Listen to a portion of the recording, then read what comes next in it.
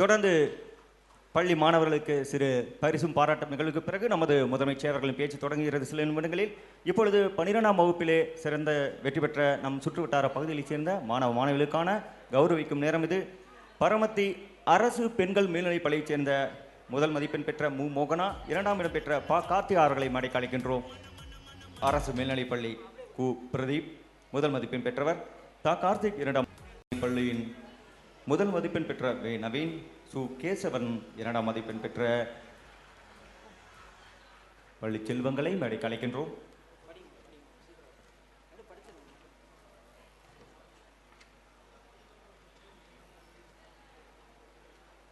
பொத்தனூர் அரசு மேல்நிலைப் பள்ளியைச் சேர்ந்த முதல் மதிப்பெண் பெற்ற சே தீபக் ராஜ் மற்றும் 2ஆம் மதிப்பெண் பெற்ற ரா பூபேஸ் அவர்களை அடுத்ததாக மேடைக்கு அழைக்கின்றோம்.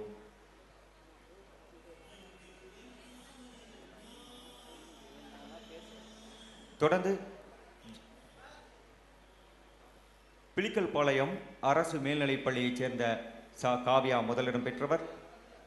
லாவண்யா 2ஆம் இடம் பெற்ற மேடைக்கு அழைக்கின்றோம்.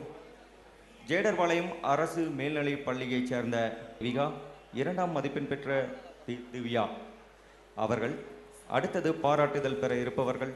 சோழ சிராமணி அரசு மேல்நிலைப் பள்ளி தாரணி அவர்களை மேடைக்கு. அன்பார்ந்த பெரியவர்களே, தாய்மார்களே, காலத்தை கடந்து நம்முடைய நிகழ்ச்சி நடந்து கொண்டிருக்கிறது. தாமதமாகிவிட்டது. அதற்காக என்னுடைய மன்னிப்பை உங்களுக்கு நான் உறுத்தாக்கிக் கொள்கின்றேன். பரமத்தி வேலூர் இந்த மாநகரில் நம்முடைய வி த லீடர்ஸ் ஃபவுண்டேஷன் புதிதாக ஒரு கட்டிடத்தோடு பரமத்தி வேலூருக்கு சேவை செய்வதற்காக வந்திருக்கின்றார். நம்முடைய ஃபுல் டைம் வாலண்டியர்ஸ், முழு நேரமாக வி த லீடர்ஸில் வேலை செய்யக்கூடிய தன்னார்வலர்கள் நம்மோடு இருக்கின்றார்கள். 8500க்கும் மேற்பட்ட ரெஜிஸ்டர்ட் வாலண்டியர்ஸ் இந்த ஃபவுண்டேஷன். அன்றைக்கி 8500 பேர்த்துக்கு மேலே இருக்காங்க. தமிழ்நாடு முழுவதுமே, அதிகமாக இந்தியாவில் எல்லா பகுதியிலும். அதிலே சில வாலண்டியர்ஸ் அவங்க இங்கே இருக்கிறாங்க. அவர்களும் தங்களுடைய நேரத்தை கொடுத்து வந்திருக்கின்றார்கள். பரமத்தி வேலூர் பகுதியில் இருக்கக்கூடிய முக்கியமான மனிதர்கள் இங்கே வந்திருக்கின்றார்கள். மிக முக்கியமாக மேடையின் மீது இருக்கக்கூடிய இந்த முத்தான அற்புதமான மனிதர்கள் நம்மோடு அமர்ந்திருக்கின்றார்கள். அதைவிட முக்கியமாக நம்முடைய மாணவ செல்வங்கள் உங்களுடைய நேரத்தை கொடுத்து நீங்கள் அனைவருமே காலையிலிருந்து இங்கே அமர்ந்திருக்கின்றீர்கள். சகோதர சகோதரிகளே, March 14, 2020 we the leaders Karur மாநகரத்தில் தமிழக மக்களை மையமாக வைத்து மக்களுக்கு சேவை செய்ய வேண்டும், சமூக மேம்பாட்டில் வி த லீடர்ஸினுடைய பங்காற்றல் இருக்க வேண்டும் என்பதற்காக அன்று துவங்கிய இந்த அறக்கட்டளை இன்றைக்கி 3 ஆண்டுகள் கழித்து பார்க்கும் பொழுது கரூரில் 3 பகுதி, அரவக்குறிச்சி, தென்னிலை, வேலாயுதம்பாளையம், அதை தாண்டி மூலனூர், தாராபுரம், ராசிபுரம், ஈரோடு, இன்றைக்கி பரமத்தி வேலூரில் நாம் அதை எடுத்து வைக்கின்றோம். எல்லா இடத்திலும் கூட இந்த வி த லீடர்ஸினுடைய நோக்கம் ஒன்றே ஒன்று மட்டும்தான், அடுத்த கட்ட தலைவர்களை உருவாக்குவது. அந்த இடத்துல அந்த ஊரில் போய் அடிப்படையில் அந்த ஊரினுடைய பிரச்சனைகளை கையில் எடுத்து, ஏன்னா ஒரு ஊரில் ஒரு பிரச்சனைகள் இருக்கும், வித்தியாசமாக இருக்கும். எல்லா ஊர்லேயும் ஒரே மாதிரி பிரச்சனை இருக்காது. அதை கையில் எடுத்து அந்த மக்களோடு மக்களாக இணைந்து அந்த மக்களோடு சேர்ந்து அந்த பிரச்சனையை சரி செய்யும் பொழுது அங்கே ஒரு தலைவன் ஒரு தலைவி உதயமாகிறாங்க. அவர்களோடு வி த லீடர்ஸ் பணியும் புரியும் பொழுது ஒரு 5 ஆண்டுகள் 10 ஆண்டுகள் கழித்து பார்க்கும் பொழுது அந்த சமுதாயத்தை மாற்றக்கூடிய வல்லமை படைத்த ஒரு தலைவன் தலைவி அந்த பகுதியில் இருப்பாங்க.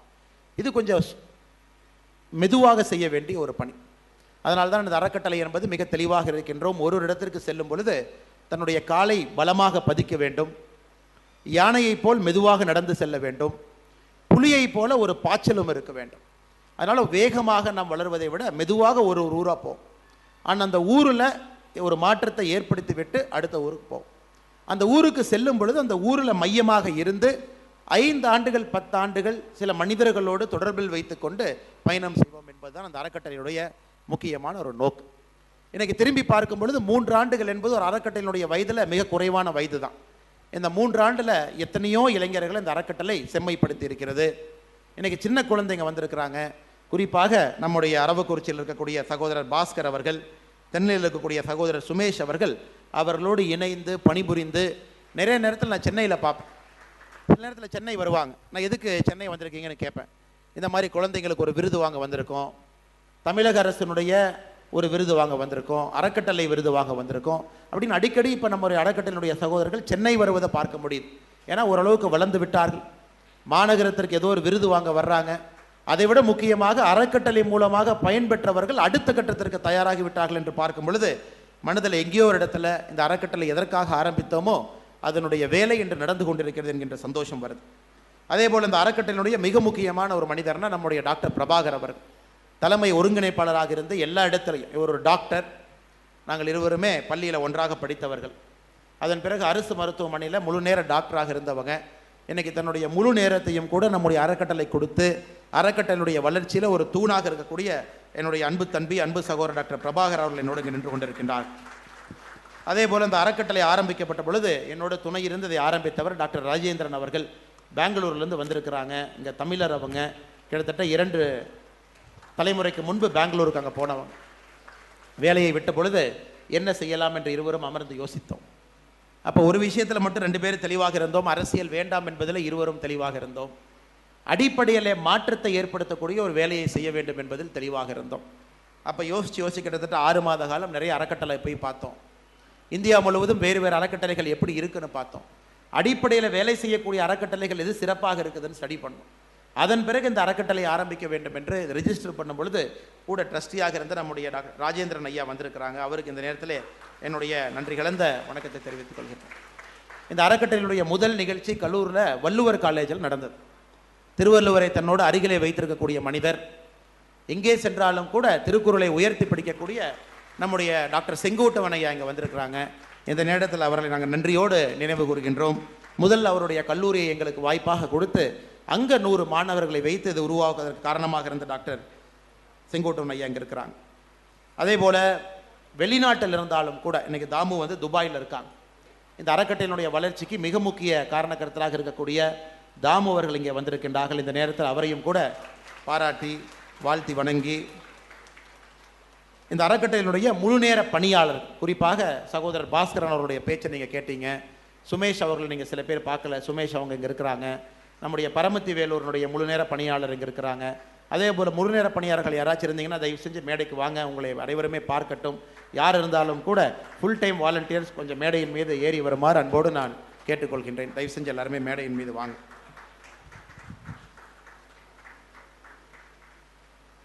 டாக்டர் மீனாட்சி அவர்கள் மிக அற்புதமாக இதை தொகுத்து வழங்கிட்டு இருக்காங்க. அவங்கெல்லாம் பரமத்தி வேலூரில் இன்றைக்கி வாலண்டியராக உள்ளே வந்திருக்காங்க. என்னோட ஃபுல் டைம் வாலண்டியர் பரமத்தி வேலூரில் எப்பொழுதுமே அலுவலகத்தில் இருக்கக்கூடிய தம்பி மேடையின் மீது நின்று கொண்டிருக்கின்றார். இந்த நிகழ்ச்சியில் இருக்கக்கூடிய சுமேஷ் அவங்க இருக்கிறாங்க, ஃபுல் டைம் வாலண்டியர் தம்பி வாங்கராஜா. தாராபுரம் ஃபுல் டைம் வாலண்டியர் அவங்க வாங்கராஜா. வேலாயுதம்பாளையம் வாலண்டியர் அவங்க வாங்கராஜா. மூலனூர் வாலண்டியர் அவங்க. இவரெல்லாம் முழு நேரமாக, அதாவது நீங்கள் பாருங்கள், ஒரு அறக்கட்டளைக்கு ஒரு மனிதன் தன்னுடைய முழு நேரத்தை கொடுப்பது சாதாரண ஒரு காரியம் அல்ல. முழு நேரமாக ராசிபுரத்தினுடைய ஃபுல் டைம் வாலண்டியர் அவங்க. இவர்கள் அனைவருமே அந்த ஊரில் இருக்கக்கூடிய உள்ளூர் இளைஞர்கள். இந்த அறக்கட்டளை இவங்க தான் ஃபோக்கல் பாயிண்ட். இதை மையப்படுத்தி அந்த அறக்கட்டளையோடு இணைந்து பயணம் பண்ணுறாங்க. தன்னுடைய வாழ்க்கையை முழுவதுமாக அறக்கட்டளையோடு இணைந்திருக்கின்றார்கள். 24 மணி நேரம் அந்த ஊர் அந்த பகுதியினுடைய வேலையை செய்யக்கூடிய முழு தகுதி படைத்த நம்முடைய ஃபுல் டைம் வாலண்டியர்ஸ் முழு நேர பணியாளர்கள் இருக்கிறாங்க. ஒரு ஹேண்ட் மைக் இருந்தால் கொடுங்கண்ணா. சுமேஷ் அவங்க ஒரு ஹேண்ட் மைக் இருந்தால் முழு நேர பணியாளர்கள் நம்மோடு இருக்கின்றார்கள். அதாவது முழு நேரத்தையும் கொடுத்து ஒரு அறக்கட்டளையினுடைய வளர்ச்சிக்கு தூணாக இருக்கக்கூடியவர்களே நீங்கள் அனைவருமே பலத்த ஒரு கரகசத்தோடு கைத்தட்ட வேண்டும் என்ற அன்போடு நான் கேட்டுக்கொள்கின்றேன். அதே நேரத்தில் அவர்களுடைய பணிகளுக்கு எங்களுடைய நன்றி கலந்த வணக்கத்தையும் வாழ்த்துக்களையும் கூட இந்த நேரத்தில் தெரிவித்துக் கொள்கின்றோம். இப்போ நம்ம மேடையில் இருக்கக்கூடிய அற்புதமான மனிதர்கள். இன்றைக்கி நம்ம சமுதாயத்தில் பார்த்தீங்கன்னா ஹீரோ என்கின்ற வார்த்தைக்கு அர்த்தம் இல்லாமல் போயிட்டுருக்கு. ஹீரோனா என்ன அப்படின்னா அதிகமாக டிவியில் வர்றவங்க, ஃபேமஸாக இருக்கிறவங்க, எதை செய்தாலும் கூட சோஷியல் மீடியாவில் அவங்கள பற்றி டிஸ்கஸ் பண்ணப்படுறவங்க, இவங்க தான் ஹீரோ அப்படிங்கிற வார்த்தை இன்றைக்கி இருக்குது. இது என்ன ஆகுதுனாங்க, நிறைய பள்ளியில் கல்லூரிகளில் போய் உங்களுடைய ஹீரோ யார் அப்படின்னு கேட்டிங்கன்னா நிறைய பேர்த்துக்கு அந்த ஹீரோவனுடைய அர்த்தம் தெரியறது கிடையாது. ஹீரோவனுடைய மிக முக்கியமான ஒரு நோக்கம், ஒரு மிக முக்கியமான ஒரு சக்தினா அவர்களுடைய அர்ப்பணிப்பு. யார் அவர்கள் தன்னை வருத்தி கொண்டு சமுதாயத்தினுடைய வளர்ச்சிக்காக பாடுபடுகின்றார்களோ அவர்கள் மட்டும்தான் ஹீரோ என்கின்ற வார்த்தையை சொல்வதற்கு முழு தகுதி படைத்தவர்கள். இன்றைக்கி மேடையில் இருக்கக்கூடியவங்கள் அனைவருமே நம்முடைய ஹீரோக்கள் தான். எந்தவித எதிர்பார்ப்பும் இல்லாமல் அவருடைய வாழ்க்கையை இந்த தேசத்தினுடைய நலனுக்காக, ஒரு வலிமையான பாரதத்தை கட்டமைப்பதற்காக தன்னை வருத்தி கொண்டு இவர் அனைவருமே பணி செய்து கொண்டிருக்கின்றார்கள். அதில் முதல்ல வந்து நம்ம மரக்கன்று நடுதல் நம்முடைய அண்ணன் சிவபாலன் அவர்கள் 250 நாட்டு வகை மரங்களை கண்டுபிடித்து இன்றைக்கி நீங்கள் பார்த்தீங்கன்னா போகிற வேகத்தில் நாட்டினுடைய வளர்ச்சி பாதை போகிற வேகத்தில், அதாவது வேகமாக போகின்றோமோ தவிர யார் மரத்தை நடுவது என்கின்ற நோக்கம் நிறைய பேர்த்துக்கு இல்லை. அதை எண்ணக்கூடிய நேரமும் நமக்கு இல்லை. வேகமாக போயிட்டுருக்கோம், ஆனால் அடுத்த மரம் எங்கே இருந்து வரும் என்கின்ற எண்ணம் நமக்கு இல்லை. ஆனால் இன்றைக்கி தன்னுடைய வாழ்க்கையில் நின்று ஒரு இடத்துல அமைதியாக திரும்பி பார்த்து இந்த மரத்தை நடுவது யார் என்ற கேள்விக்கு நான் நடுகின்றேன் என்று 250 அரிய வகை நாட்டு வகை மரங்களை கொண்டு வந்து நட்டு வைத்து அதை ஒரு புரட்சிகர இயக்கமாக மாற்றி காட்டு கொண்டிருக்கக்கூடிய அண்ணன் சிவபாலன் அவர்கள், இங்கே இருக்கக்கூடிய நிறைய காலேஜ் குழந்தைங்க வந்திருக்கீங்க, ஒரு ஹீரோவாக உங்களுக்கு ஒருத்தர் வேணும் அப்படின்னா முழு தகுதி படைத்த அண்ணன் சிவபாலன் அவர்கள் இங்கே இருக்கிறாங்க. பிரம்மகுமாரியை பற்றி நம்ம சொல்லவே வேண்டாம். 144 தேசத்தில் இருக்காங்க. நாட்டிற்காக முழுமையாக தன்னை அர்ப்பணித்தவர்கள். இந்த நாட்டினுடைய வளர்ச்சி பாதையில், இந்த நாட்டினுடைய ஒருமைப்பாட்டில் மிக முக்கிய இயக்கமாக இருக்கக்கூடியது பிரம்மகுமார். அவர்களுடைய யோகக்கலை, குறிப்பாக ராஜ யோகத்தை எல்லா இடத்திலும் கூட சுவாமி விவேகானந்தர் அவர்கள் சொல்லியது ராஜயோகத்தை எல்லோருமே கற்றுக்கொள்ள வேண்டும் என்று. அது இன்னைக்கு ஒரு மூமெண்ட்டாக, ஒரு மிஷனாக பட்டி தொட்டி எல்லாம் எடுத்து சென்றிருக்கக்கூடிய பிரம்மகுமாரினுடைய முழுநேர வாலண்டரியாக இருக்கக்கூடிய சகோதரர் அம்மா சகோதரி BK சாரதா அவர்கள் இங்கே வந்திருக்கின்றார்கள். அவரையும் இந்த நேரத்தில் வாழ்த்து வணங்கி, அதே போல் பாருங்கள், இன்னைக்கு 84 வயது இருக்கக்கூடிய மருத்துவர், 1939 பிறந்து அரசு மருத்துவராக இருந்து இன்னைக்கு ரிட்டையர் ஆகி இந்த நேரத்திலும் கூட இன்னும் மருத்துவத்தை ஒரு சேவையாக செய்து கொண்டிருக்கக்கூடிய ஒரு மாமனிதர். 10 ரூபாய் டாக்டர் என்று அன்போடு எல்லாராலும் அழைக்கக்கூடிய நம்முடைய வசுஸ்ரீ டாக்டர் ஜனார்தனன் ஐயா அவங்க மேடையின் மீது இருக்கின்றார்கள். இன்னைக்கு ஹீரோக்கு பஞ்சம் இருக்க நேரத்தில் நாம் பார்க்க வேண்டிய மாமனிதர்னா வசுஸ்ரீ டாக்டர் ஜனார்தனன் அவர்களை நம்ம பார்க்கணும். அதே போல் ஆன்மீகத்தில் ஒரு பெண்ணாக, ஒரு துறவியாக இருந்து குடமுழுக்கிலிருந்து ஒரு பெண்ணினால் எதையும் செய்ய முடியும். ஆன்மீகத்தில் குறிப்பாக சக்திக்கு இருக்கக்கூடிய மரியாதை எங்கேயும் இல்லை என்பதை தினமும் நமக்கு சொல்லி காட்டக்கூடிய தவத்திரு யோகினி சிவாம்பா சரஸ்வதி அவர்கள் மேடையின் மீது இருக்கின்றார்கள். அவரையும் இந்த நேரத்தில் வாழ்த்தி வணங்கி அவருடைய ஆசீர்வாதத்தை பெற்றுக்கொண்டு, தானத்திலே பெரிய தானம் என்பது உணவு தானம். அதை இல்லாத மனிதருக்கு உணவு கொடுப்பது ஒரு பெரிய பாக்கியம் மட்டுமல்ல, அதற்கு ஒரு பெரிய மனது வேண்டும். கொரோனா காலகட்டத்தில் ஆரம்பித்தது, இன்னும் அதை பெரிய ஒரு மிஷனாக எடுத்து சென்று அடுத்த கட்டத்துக்கு நடத்தி கொண்டிருக்கக்கூடிய அண்ணன் VM செந்தில்ராஜ் அவர்களை இந்த நேரத்தில் வீத லீடர்ஸ் ஃபவுண்டேஷன் சார்பாக வாழ்த்தி வணங்கி, ஒயிலாட்டம் வள்ளிக்கும்பு என்பது நம்முடைய கலாச்சாரத்தினுடைய ஆணிவேர், கலாச்சாரத்தினுடைய வெளிப்பாடு. ஒரு நாடு வளரும் பொழுது எந்த நேரத்திலும் கூட அதனுடைய கலாச்சாரமும் சேர்ந்து வளரும் பொழுது மட்டும்தான் அந்த நாட்டிற்கு மதிப்பு.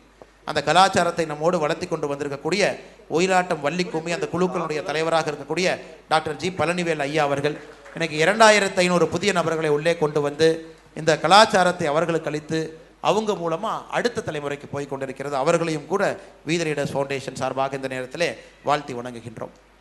இது குறிப்பாக மாணவர்கள், இளைஞர்களுக்காக ஏற்பாடு செய்யப்பட்ட ஒரு நிகழ்வு. நான் நிறைய பேர் இன்றைக்கி படிச்சிட்டீங்க, மேலே வந்து அவார்டு வாங்கியிருக்கீங்க, விருது வாங்கியிருக்கிறீங்க, கவுன்சிலிங்காக வெயிட் பண்ணிகிட்டு இருக்கீங்க, அடுத்து என்ன நடக்கும் என்பதை ஆர்வமாக பார்த்து கொண்டு இருக்கின்றீர்கள். இந்த காலேஜ் கிடைக்குமா, இந்த கோர்ஸ் கிடைக்குமா, எங்கே போக போகிறோம். அதே போல் காலேஜில் இருக்கக்கூடிய மாணவ செல்வங்கள் வந்திருக்காங்க. காலேஜில் ஒரு பாடத்தில் படிச்சுக்கிட்டு இருக்காங்க. நிறைய பேர்த்துக்கு கூட இங்கே குழப்பம் இருக்குது, அடுத்து என்ன செய்ய போகின்றோம் என்று, எதை நோக்கி செல்ல வேண்டும் என்கின்ற ஒரு சின்ன ஒரு குழப்பம் எல்லோருக்குமே இருக்கும். அதை போன்று நம்முடைய மாணவ செல்வங்கள் உள்ளே அமர்ந்திருக்கின்றார்கள். இந்த மேடையில் இருக்கக்கூடிய மனிதர்களை உங்கள் முன்னால் அறிமுகப்படுத்துவதே இது எல்லாம் கூட ப்ரொஃபஷன் என்று சொல்வதற்காகத்தான் அவங்க அமர்ந்திருக்கிறாங்க. வாழ்க்கை என்பது நாம் இறப்பின் பொழுது ஒரே ஒரு கேள்வியை மட்டும்தான் ஆண்டவன்ட்ட நம்ம பதில் சொல்வதற்கு கடமைப்பட்டிருக்கின்றோம். நான் உனக்கு அளித்த வரத்தை, வரம்ங்கிறது என்னங்க, வாழ்க்கை. ஆண்டவன் நம்மகிட்ட ஒரே ஒரு கேள்வி தான் கேட்க போகிறோம். நான் உனக்கு கொடுத்த வரத்தை, இந்த வாழ்க்கையை முழுமையாக நீ பயன்படுத்தினாயா என்கின்ற கேள்விக்கு மட்டும்தான் சொர்க்கமோ நரகமோ வரப்போவதோ தவிர நாம் செஞ்ச வேற வேலைக்கு வரப்போகிறது இல்லைங்க. அதனால் மேடையில் இருக்கக்கூடிய மனிதர்கள் அந்த கேள்விக்கு ஆக்கப்பூர்வமாக பதிலை வைத்திருக்கின்றார்கள். ஆண்டவன் அளித்த இந்த கொடுகையை, இந்த வரத்தை முழுமையாக நான் பயன்படுத்தி சமூக மேம்பாட்டிற்காக நான் வேலை செய்திருக்கின்றேன் என்று சொல்லக்கூடிய தகுதி படைத்தவர்கள் மேடையில் இருக்கக்கூடிய இந்த 6 அற்புதமான மனிதர்கள். அதே கேள்விதான் ஆண்டவன் உங்களுக்கும் கேட்க போகிறான். இன்றைக்கி நீங்கள் எந்த வயசில் இருந்தாலும் கூட உங்களுடைய வாழ்க்கை நிறைவு பெறத்தான் போகுது. ஏன்னா இந்த மனித வாழ்க்கையினுடைய மாற்றி அமைக்க முடியாத ஒரே விஷயம் என்னவென்றால் அது இறப்பு. பிறந்த ஒரு மனிதனும் இறந்து தான் ஆக வேண்டும். இறப்பை தாண்டி எந்த ஒரு மனிதனும் வாழ்க்கையை வாழ முடியாது. இறக்கின்ற தருவாயிலே அந்த கேள்விக்கு பதில் சொல்ல வேண்டிய கட்டாயம் நமக்கு இருக்கு. உனக்கு நான் இந்த பூமியில் இடம் கொடுத்து அந்த இடத்தை இன்னொருத்தர் கொடுத்துருக்கலாம், இன்னொரு உயிருக்கு கொடுத்துருக்கலாம், வாய் பேச முடியாத உயிருக்கு கொடுத்துருக்கலாம். ஆனால் வாய் பேச முடிந்த 6 அறிவு இருக்கக்கூடிய உங்களுக்கு இந்த இடத்தை நான் கொடுத்துருக்கேன். 80 வருஷம், 90 வருஷம், 100 வருஷம், 200 வருஷம், எத்தனை ஆண்டுகள் இருந்தாலும் கூட இதிலே நீங்கள் என்ன செய்திருக்கின்றீர்கள் என்ற கேள்விக்கு தான் உங்களுடைய கல்வி பதில் சொல்வதற்காக உங்களை ஒரு காலேஜில் ஸ்கூலில் உட்கார வச்சிருக்கு. வேறு எதுவுமே கிடையாது. சுவாமி விவேகானந்தா அவர்களை பற்றி டாக்டர் மீனாட்சி அவங்க, நம்ம பாஸ்கர் அவங்கெல்லாம் பேசினாங்க. சுவாமி விவேகானந்தர் அவர்கள் பேசுகிறது ரொம்ப முக்கியமான ஒரு குறிப்பு என்னென்னா, every man is born intelligent. ஒரு மனிதனும் பிறக்கும் பொழுது அறிவாளியாகத்தான் பிறக்கிறான். The purpose of the education is to find that இன்டெலிஜென்ஸ்ங்கிறார். கல்வியினுடைய முக்கியமான வேலை என்ன அப்படின்னா, உனக்குள் இருக்கக்கூடிய ஆற்றலை கண்டுபிடித்து தருவது தான் அந்த கல்வியினுடைய வேலை என்று சுவாமி விவேகானந்தா சொல்லுகின்றார். அதே போல every man is born with a God inside. ஒரு மனிதனும் பிறக்கும் பொழுது கடவுள் உள்ளே வைத்து கொண்டு பிறக்கின்றான்.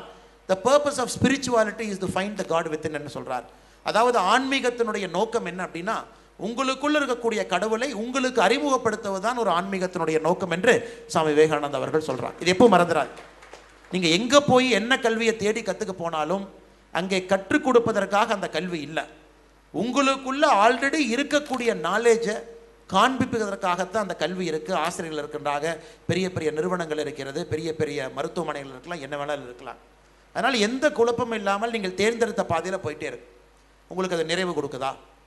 நிறைவு மூலமாக மகிழ்ச்சி கிடைக்கிறதா? அந்த மகிழ்ச்சி மூலமாக வாழ்க்கை வாழ்ந்த ஒரு தன்னம்பிக்கையும் ஒரு முழு பயணம் உங்களுக்கு கிடைக்குதா?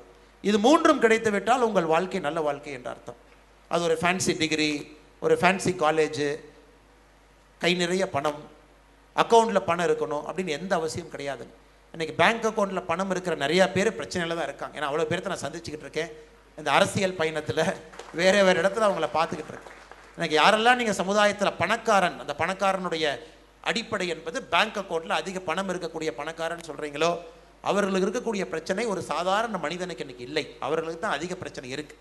பணத்தை எப்படி காப்பாற்றுவது, பணத்தை எப்படி பெருக்குவது, பணத்தை எப்படி அடுத்த தலைமுறைக்கு கொடுப்பது, பணத்தை எப்படி ஒழுத்தி வைப்பது, பணத்தை எப்படி மறைத்து வைப்பது, அவங்களுக்கு இருக்கக்கூடிய பிரச்சனை வேறு. ஆனால் ஆக்கப்பூர்வமாக எதையும் எதிர்பார்த்து சம்பாதிக்கிறவங்க, எதிர்பார்க்காம சம்பாதிக்கிறவங்க தன்னை பணக்காரன் என்று சொல்வது கிடையாது. அவங்க வாழ்க்கையை பொறுத்தவரை எல்லா விஷயத்தையும் ஆழமாக பார்க்குறாங்க. பணம் என்பது ஒரு பகுதி, மகிழ்ச்சி என்பது ஒரு பகுதி, ஆரோக்கியமான குடும்பம் என்பது ஒரு பகுதி, சமுதாயத்துக்கு அவங்களுடைய கான்ட்ரிபியூஷன் என்பது ஒரு பகுதி, இந்த நாட்டினுடைய வளர்ச்சிக்கு அவர்களும் துணை இருப்பது ஒரு பகுதி, அந்த சமுதாயத்தினுடைய வளர்ச்சிக்கு அவர்களுடைய பங்கும் இருப்பது ஒரு பகுதி. ஸோ அவங்க பார்த்தீங்கன்னா success is a sum of all parts அப்படிங்கிறாங்க. அதாவது வாழ்க்கையினுடைய வெற்றி என்பது அனைத்தினுடைய கலவை என்று பார்க்கின்றார்கள். சில மனிதர்கள் அதில் ஒன்றை மட்டும் எடுத்துக்கிறாங்க, ஒன்றை மட்டும் முழு நேரமாக செய்கிறாங்க. அந்த பணத்தை மட்டும் குறிக்கோளாக வைத்து நம்முடைய வாழ்க்கை மாறிவிடுகிறது. அது போன்ற வாழ்க்கை உங்களுக்கு வேண்டாம் என்று சொல்வதற்காகத்தான் மேடையில் இருக்கக்கூடிய அற்புதமான மனிதர்களை பரமத்தி வேலூரில் சேவை செய்வர்கள் நம்ம அறக்கட்டளை நண்பர்கள் இங்கே கொண்டு வந்திருக்கின்றார்கள். இவங்களுடைய பேங்க் அக்கௌண்ட் கண்டிப்பாக ஹெவியாக இருக்க போகிறது கிடையாது. எல்லாத்தையும் எனக்கு பாஸ்புக்கை வாங்கிட்டு போய் பேங்க் அக்கௌண்ட்டில் எவ்வளோ வச்சுருக்கீங்க அப்படின்னு நம்ம கேட்க முடியாது, கேட்க வேண்டிய அவசியம் கிடையாது. ஆனால் இவர்களால் தான் நம்முடைய சமுதாயம் இன்னைக்கு நல்லா இருக்குது, நாடு ஒருங்கிணைப்பாக இருக்கிறது, பாரத நாடு அடுத்த கட்டத்திற்கு செல்ல போகிறது என்றால் அதில் எந்த விதமான மாற்று கருத்து யாருக்கும் இருக்க போவது கிடையாது. ஆனால் நீங்கள் கெரியர் என்பதை எப்படி வேணாலும் தேர்ந்தெடுங்க. அது உங்களுடைய முயற்சி, அது உங்களுடைய எண்ணம், அது உங்களுடைய திட்டம். நீங்கள் தேர்ந்தெடுக்க போகிற கெரியரில் பணத்தை பிரதானமாக வைக்காதீங்க. பணத்தை ஒரு பகுதியாக வைங்க. பல விஷயங்களை ஆரோக்கியமாக யோசிச்சு பண்ணுங்க. ஏன்னா 21 வயசில் உங்களுடைய மூளை எப்படி வேலை செய்யுது, அது 30 வயசில் வித்தியாசமாக வேலை செய்யும். நான் எழுதி கொடுக்குறேன், நீங்கள் எழுதி என்கிட்ட வாங்கிக்கங்க. 40 வயசில் அந்த மூளை வித்தியாசமாக வேலை செய்யும். அது 21 வயசில் வேலை செஞ்ச மாதிரி வேலை செய்யாது. 50 வயசில் முற்றிலும் மாறுபட்டு வேலை செய்யும். தாத்தானதுக்கப்புறம் முற்றிலும் மாறுபட்டு வேற மாதிரி வேலை செய்யும். வாழ்க்கையினுடைய கடைசி கோடியில் இருக்கும் பொழுது அது முற்றிலும் வேலை செய்யும். அதனால் இன்னைக்கு நீங்கள் என்ன நல்ல கெரியர் நினைக்கிறீங்களோ 20 ஆண்டுகள் கழித்து உங்களுடைய மூளை அதை ஏற்றுக்கொள்ளாது. அதனால் அந்த பக்குவம், அதனால தான் பெரியவங்க எல்லாரும் உங்களோட இருக்காங்க. இந்த கெரியர் கைடன்ஸ் செஷன் நடக்குது. பெரிய பெரிய நிறுவனத்தில் ஆசிரியர்கள் உங்களோட பேசுகிறாங்க. தொலைநோக்கு பார்வையோடு ஒரு வேலையை செய்யுங்கன்னு சொல்கிறாங்க. தொலைநோக்கு பார்வையோடு ஒரு வேலையை எடுத்து செய்யுங்க. இன்னைக்கு என்னாக போகுதுன்னு பார்க்காதீங்க. 10 ஆண்டுகள் கஷ்டப்படுவதற்கு ரெடியாக இருந்தாலும் கூட தயாராக நீங்கள் கஷ்டப்படுங்க. வாழ்க்கை என்பது உண்மையால் 35 வயசில் தான் உங்கள் வாழ்க்கை ஆரம்பிக்க போகுது. அதுவரை இது விளையாட்டு மட்டும்தான். நீங்கள் செய்கிறது, பார்க்கறது, கற்றுக்கிறது, அடி வாங்கிறது, தவறு செய்வது, கீழே விழுவது, எழுந்து நிற்பது, இதெல்லாம் உங்களுடைய உண்மையான வாழ்க்கைக்காக ஒரு அடித்தளத்தை 35 வயது வரை இந்த கல்வியெல்லாம் உங்களை அமைத்து கொடுத்து கொண்டிருக்கிறது. இதை என்னுடைய முதல் கருத்தாக ஒரு பணிவான ஒரு நோக்கத்தோடு உங்களிடம் நான் சமர்ப்பிக்கின்றேன். காரணம், நானும் அதை கடந்து வந்திருக்கின்றேன். இன்றைக்கி எனக்கு 38 ஆண்டுகள். உங்களை போன்று இங்கே இருக்கக்கூடிய நிறைய பேர், நிறைய குழந்தைகளைப் போல ஒரு சாதாரண ஒரு குடும்பத்தில், விவசாய குடும்பத்தில் தான் பிறந்தேன். அதன் பிறகு படிப்படியாக வாய்ப்பு கிடைத்த பொழுது வேறு வேறு இடத்துல படித்தோம். இன்ஜினியரிங் படிக்க போகும் பொழுது 10வது படிக்கும் பொழுது ரொம்ப தெளிவாக இருந்தேன், டாக்டர் ஆகக்கூடாது, நமக்கு அந்த கெப்பாசிட்டி இல்லை, நமக்கு அது செட் ஆகாதில் மட்டும் தெளிவாக இருந்தேன். ஆனால் என்ன ஆகணும்னு தெரியல. அதே போல் இன்ஜினியரிங் போகும் பொழுது இன்ஜினியரிங் நண்பன் ஒருத்தர் இன்ஜினியரிங் போனான், நான் இன்ஜினியரிங் போனேன். ஆனால் 3வது வருஷம் இன்ஜினியரிங் படிக்கும் பொழுது ஒரு விஷயத்தில் தெளிவாக இருந்தேன், இன்ஜினியரிங் நமக்கு எந்த காரணத்துக்கும் செட் ஆகாது. அதன் பிறகு இன்ஜினியரிங் படிச்சுட்டு எம்பிஏ போனேன். எம்பிஏ போகும் பொழுது எதற்கு எம்பிஏ போகிறோம், ஒரு தொழில் ஆரம்பிக்கணுமா, திரும்ப நம்ம ஊருக்கு வரணுமா, இது 22 23 வயசில். ஆனால் உத்தரப்பிரதேசில் படிக்க போன பிறகு என்னுடைய வாழ்க்கை மாறியது. முதலாக ஜென்யூனா பாவர்ட்டி என்பதை என்னுடைய வாழ்க்கையில் பார்த்தேன். 5 ரூபாய்க்கு கொலை செய்யக்கூடிய மனிதர்களை பார்த்தேன். எதுவும் தெரியாமல் வாழ்க்கையில் வாழக்கூடியவங்களை பார்த்தேன். ஒரு பிறந்த குழந்தைக்கு பால் கொடுப்பதே தவறு என்று சொல்லி வளர்க்கக்கூடிய சமுதாயத்தில் நான் பார்த்தேன். அங்கெல்லாம் குழந்தைங்க பார்த்தீங்கன்னா பூர்வஞ்சல் பகுதியில், நான் சொல்வது 2007, 8, 9 காலகட்டத்தில் பிறந்த குழந்தைக்கு தாய்ப்பால் கொடுக்க மாட்டாங்க. அந்த குழந்தை 20 நாளில் இறந்து போயிடுவாங்க. அந்த சமுதாயத்தில் அவர்களுக்குள்ள ஒரு தாய்ப்பால் என்பது அது பேயினுடைய பால் கொடுக்கக்கூடாது என்கின்ற அளவுக்கு அவங்களுடைய மனசில் இருக்குது. அதையும் பார்த்தேன். அதையெல்லாம் பார்க்கும் பொழுது எனக்குள்ள சில கேள்விகள், வாழ்க்கை எதற்கு வாழ்கின்றோம், எதற்காக இதை நாம் செய்ய வேண்டும், எதற்காக இந்த பக்கம் போகக்கூடாது. அது எனக்கு ஒரு முக்கியமான ஒரு காலகட்டம். அந்த 2 ஆண்டுகள் உத்தரப்பிரதேசத்தில் ஐஏஎம் லக்னோவில் படித்த காலகட்டம் என்னுடைய வாழ்க்கையை மாற்றி ஏதோ ஒரு பக்கம் கொண்டு போயிடுச்சு. அதே போல் உங்களுக்கும் அந்த தருணம் காத்திருக்கு. நீங்கள் அதை கண்டுபிடிக்கணும்.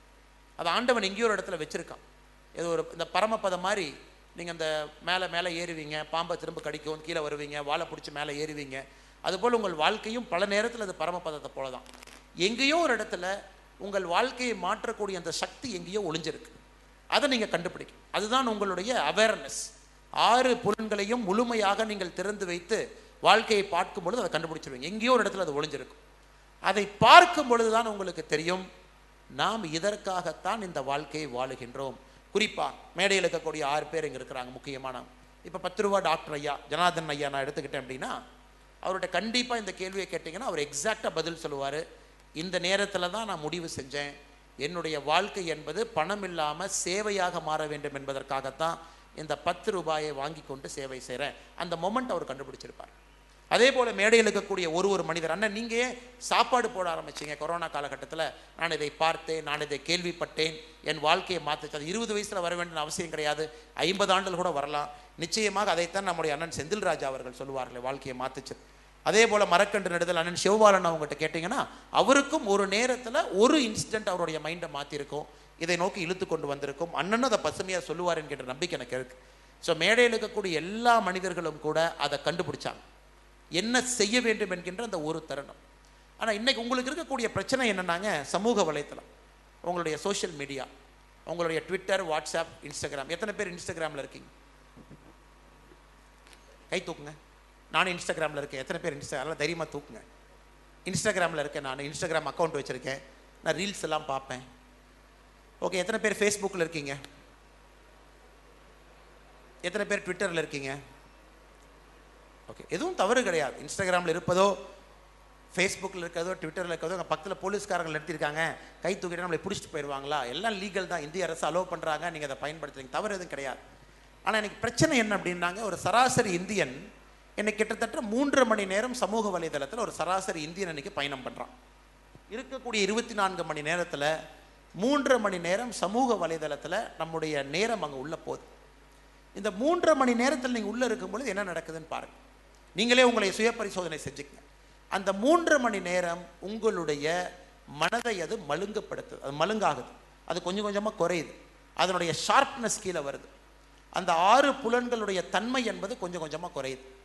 அப்படி இருக்கும் பொழுது இந்த காலகட்டத்தில் இருக்கக்கூடிய இளைஞர்கள் எப்படி உங்களுடைய 6 புலன்களை பயன்படுத்தி அந்த அந்த நோக்கத்தை கண்டுபிடிக்க போகிறீங்க? அந்த நோக்கம் இருக்குது. இங்கிருந்து நீங்கள் அந்த ஃபவுண்டேஷன்லேருந்து வெளியே நடந்து போனீங்கன்னா கண்ணுக்கு தெரியலாம், பஸ் ஏறி வீட்டுக்கு போகிறீங்க கண்ணுக்கு தெரியலாம், காலேஜுக்குள்ளே போகும்போது கண்ணுக்கு தெரியலாம், ஏதோ ஒரு விஷயத்தை பார்க்குறீங்க, அது உங்களை மாற்றும், கண்ணுக்கு தெரியும். ஆனால் அந்த விஷயத்தை பார்க்கும் பொழுது உங்கள் 6 புலன்களும் கூர்மையாக அங்கே இருக்க வேண்டும். கூர்மையாக இல்லை, மைண்டு வேவரிங்காக இருக்குது, மைண்டு ஹாஃப் மைண்டு தான் இருக்குது, ஹாஃப் மைண்ட் அங்கே இல்லை. அப்படிங்கிற நேரத்தில் உங்களால் அதை கண்டுபிடிக்க முடியாது. திரும்ப ஆண்டவே மறுபடியும் 10 வருஷம் கழிச்சு இன்னொன்று வைப்பான். மறுபடியும் நீங்கள் 10 வருஷம் வெயிட் பண்ணி மறுபடியும் நீங்கள் அதை கண்டுபிடிச்சு மறுபடியும் வாழ்க்கையை மாற்றுவது கஷ்டமாக போயிருக்கும். அதனால் எங்களுடைய அன்பான வேண்டுகோள், எதற்கு பிறந்தோம் என்பதை நீங்கள் கண்டுபிடிச்சிட்டிங்கன்னா உங்கள் வாழ்க்கையில் 90% சக்ஸஸ் உங்களுக்கு அன்னைக்கு வந்துடும். ஆனால் அதை கண்டுபிடிப்பதற்கு தான் இவ்வளோ நேரம் ஆகுது.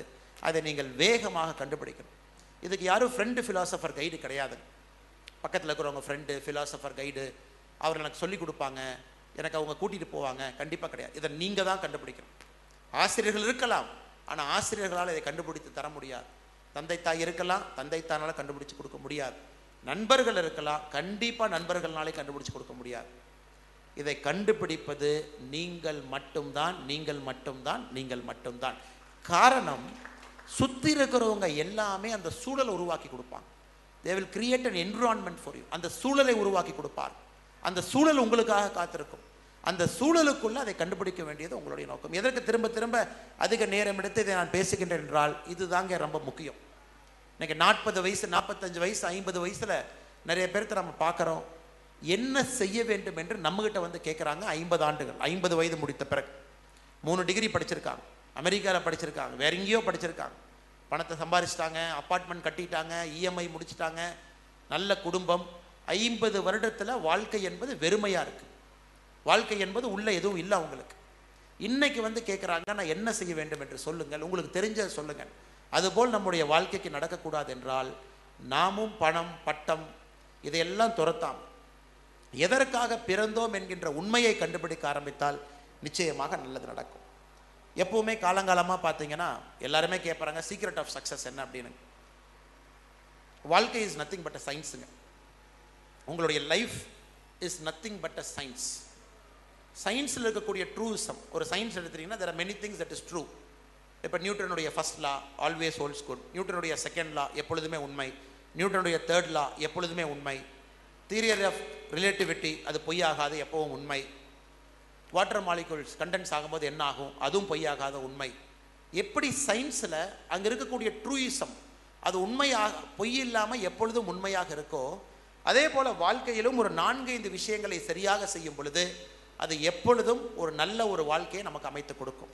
ஆனால் செய்யும் பொழுது அது கடினமாக இருக்கும், செய்யும் பொழுது கொஞ்சம் உப்பு போட்டு சாப்பிட்ற மாதிரி இருக்கும். ஆனால் செய்யும் பொழுது இதை சரியாக செஞ்சோம் அப்படின்னா வெற்றிகள் என்பது நிச்சயமாக தேடி வரும். தாமதமாகலாம், கொஞ்சம் குறைச்சி வரலாம், 2 ஆண்டுகள் தள்ளி வரலாம், ஆனால் வெற்றிகள் என்பது உறுதியாக உங்களுக்கு வரும். அது என்னென்னு கேட்டிங்கன்னா மேடையில் இருக்கக்கூடிய பெரியவங்களும் இதை தான் சொல்ல போகிறாங்க. முதல்ல வந்து பார்த்தீங்கன்னா ஒரு டிசிப்ளின், பர்சனல் டிசிப்ளின். எப்படி உங்கள் வாழ்க்கையை வாழ்கிறீங்க அப்படிங்கிற டிசிப்ளினோட நீங்கள் உங்கள் வாழ்க்கையை வடிவமைக்கணும். How you conduct with others, எப்படி பேசுவீங்க, எப்படி பழகுவீங்க, எப்படி இன்னொருத்தருக்கு நேரம் கொடுப்பீங்க, எப்படி ஒரு மனிதனை அரவணைப்பீங்க, எப்படி ஒரு பிரச்சனையை கூட நீங்கள் கையாள போகிறீங்க, அந்த டிசிப்ளின் அனைத்தும் டிசிப்ளின் என்கின்ற வார்த்தைக்குள்ளே வந்துடும். டிசிப்ளின் என்பது வெறும் நேரத்துக்கு வருவது மட்டும் டிசிப்ளின் கிடையாது. நேரத்துக்கு வருவது டிசிப்ளினில் ஒரு பார்ட். ஆனால் டிசிப்ளின்ங்கிறது மொத்தமாக உள்ளடக்கி இருக்கு. How to you deal with human beings, எதற்கு கோவப்படுவீங்க, எதற்கு கோவப்பட மாட்டீங்க, இதை முதல்ல நீங்கள் உங்களுக்கு புரிஞ்சுக்கணும். ஏன்னா ஒரு மனிதனுக்கு வேறு வேறு லெவல் ஆஃப் டிசிப்ளின் இருக்கும். இந்த அரங்கத்தில் இருக்கக்கூடிய எல்லாரும் ஒரே டிசிப்ளின் இருக்க வேண்டிய அவசியம் கிடையாது. நீங்கள் உங்களுடைய டிசிப்ளின் என்ன என்பதை நீங்கள் கண்டுபிடிக்கணும்.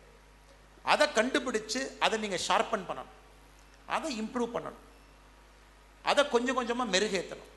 அந்த டிசிப்ளின் தான் உங்களையே எங்கேயோ ஒரு இடத்துல கொண்டு போய் வைக்க போகுது. இன்றைக்கி நீங்கள் சின்ன குழந்தைகளாக இருக்கலாம், காலேஜில் படிக்கலாம், ஸ்கூலில் படிக்கலாம், டசன்ட் மேட்டருங்க.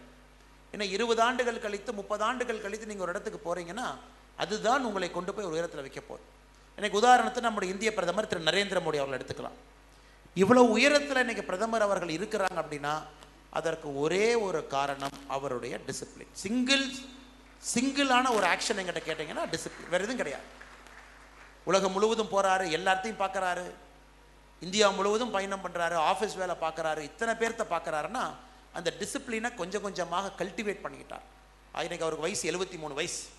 பிரதமர் அவர்கள் கொஞ்சம் கொஞ்சமாக கல்டிவேட் பண்ணி வேறு வேறு ரூபத்தில் அதை கல்டிவேட் பண்ணி ஷார்பன் பண்ணி இன்னைக்கு அந்த பொறுப்பில் அமர்ந்திருக்கின்றார் என்றால் அந்த டிசிப்ளினை வைத்து முழுமையாக வேலை செய்யக்கூடிய தகுதி அவருக்கு இருக்குது. அதனால தான் இன்றைக்கி சில பேர்த்துக்கு ஒரு புக்கு கொடுத்துருக்காங்க. அப்துல் கலாம் ஐயாவுடைய அக்னி சிறகுகள் புத்தகம் கொடுத்துருக்காங்க. யாரெல்லாம் மேடைக்கு வந்து உங்களுடைய கேடயத்தை வாங்கிட்டு போனீங்களோ, சர்டிஃபிகேட் வாங்கினீங்களோ, அப்துல் கலாம் ஐயாவுடைய கேடயம் இருக்கும், புத்தகம் இருக்கும், Agni Siragugal, wings of fire. அது யாருக்கு கிடைக்கலையோ உங்களுக்கும் கொடுப்பதற்கு முயற்சி எடுக்கிறோம். இல்லை நீங்கள் கூட அதை வாங்கி படிக்கலாம். இந்த விங்ஸ் ஆஃப் ஃபயரை நீங்கள் முழுவதும் படிச்சிங்கன்னா அப்துல் கலாம் ஐயாவுடைய வாழ்க்கை. ராமேஸ்வரத்தில் பிறந்தாங்க. அவங்களுடைய குடும்பம் வந்து ஒரு நியூஸ் பேப்பர் அந்த ஏரியாவில் போடக்கூடிய குடும்பம்.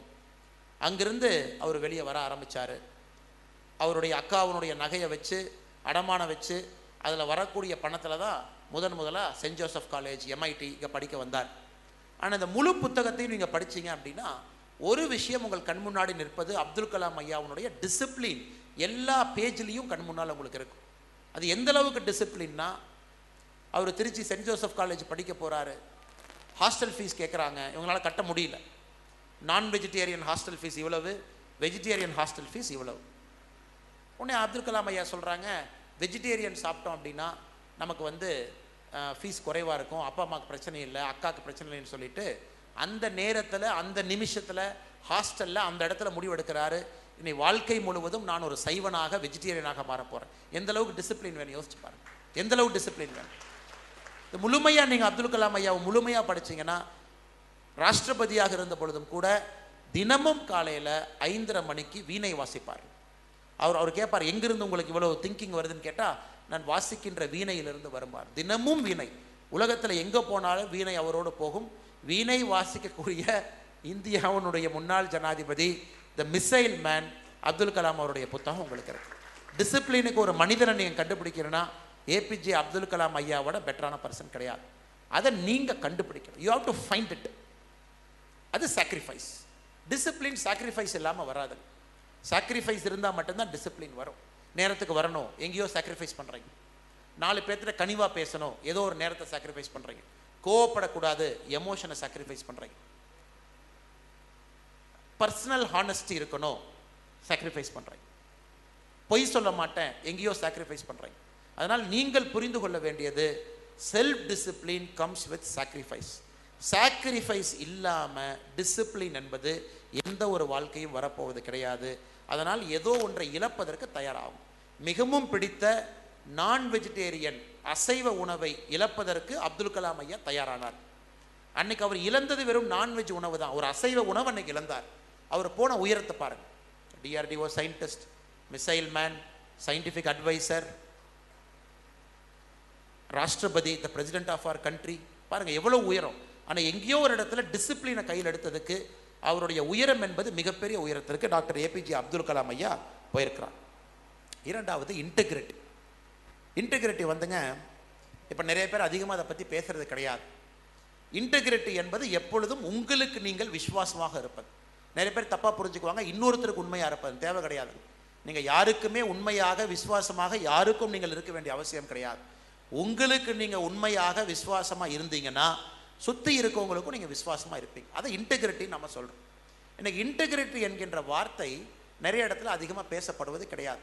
நான் எல்லாமே அக்னிச்சிறகுகள் புத்தகத்திலேருந்தே பேசுகிறேங்க. ஏன்னா மேடையிலேருந்து பார்க்கும் பொழுது அக்னிச்சிறகுகள் புத்தகம் கொடுத்துருந்தாங்க. நானும் பல ஆண்டுகளுக்கு முன்பு இதை படித்திருந்தேன்.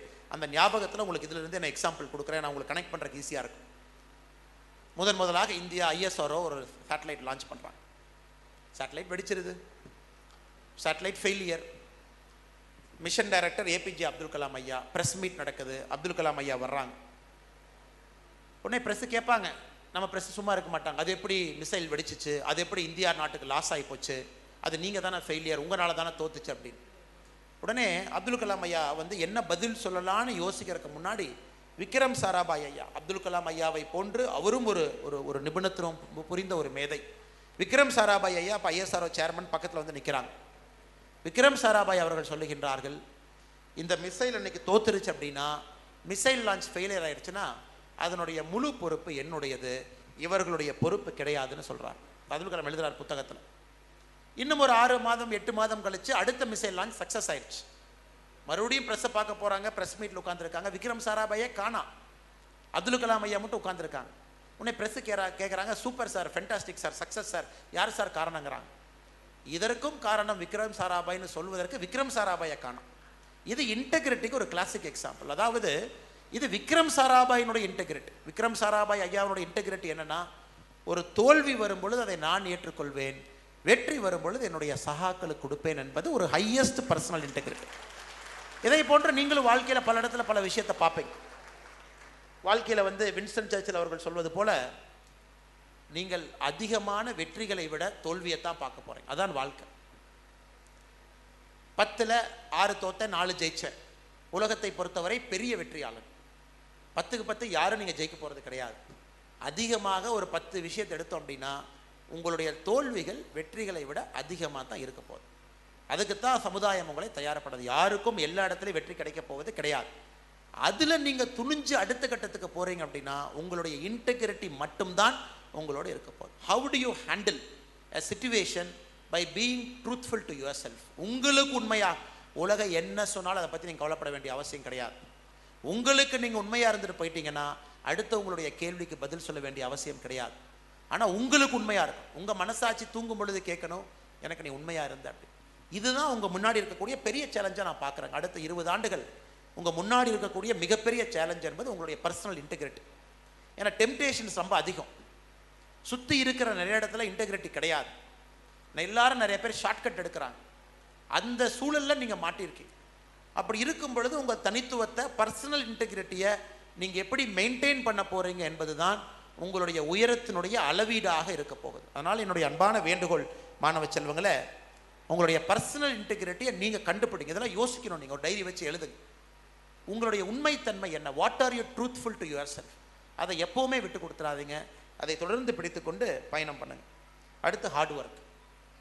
There is no replacement for hard work. கடின முயற்சிக்கு எந்த விதமான ரீப்ளேஸ்மெண்ட் இல்லை.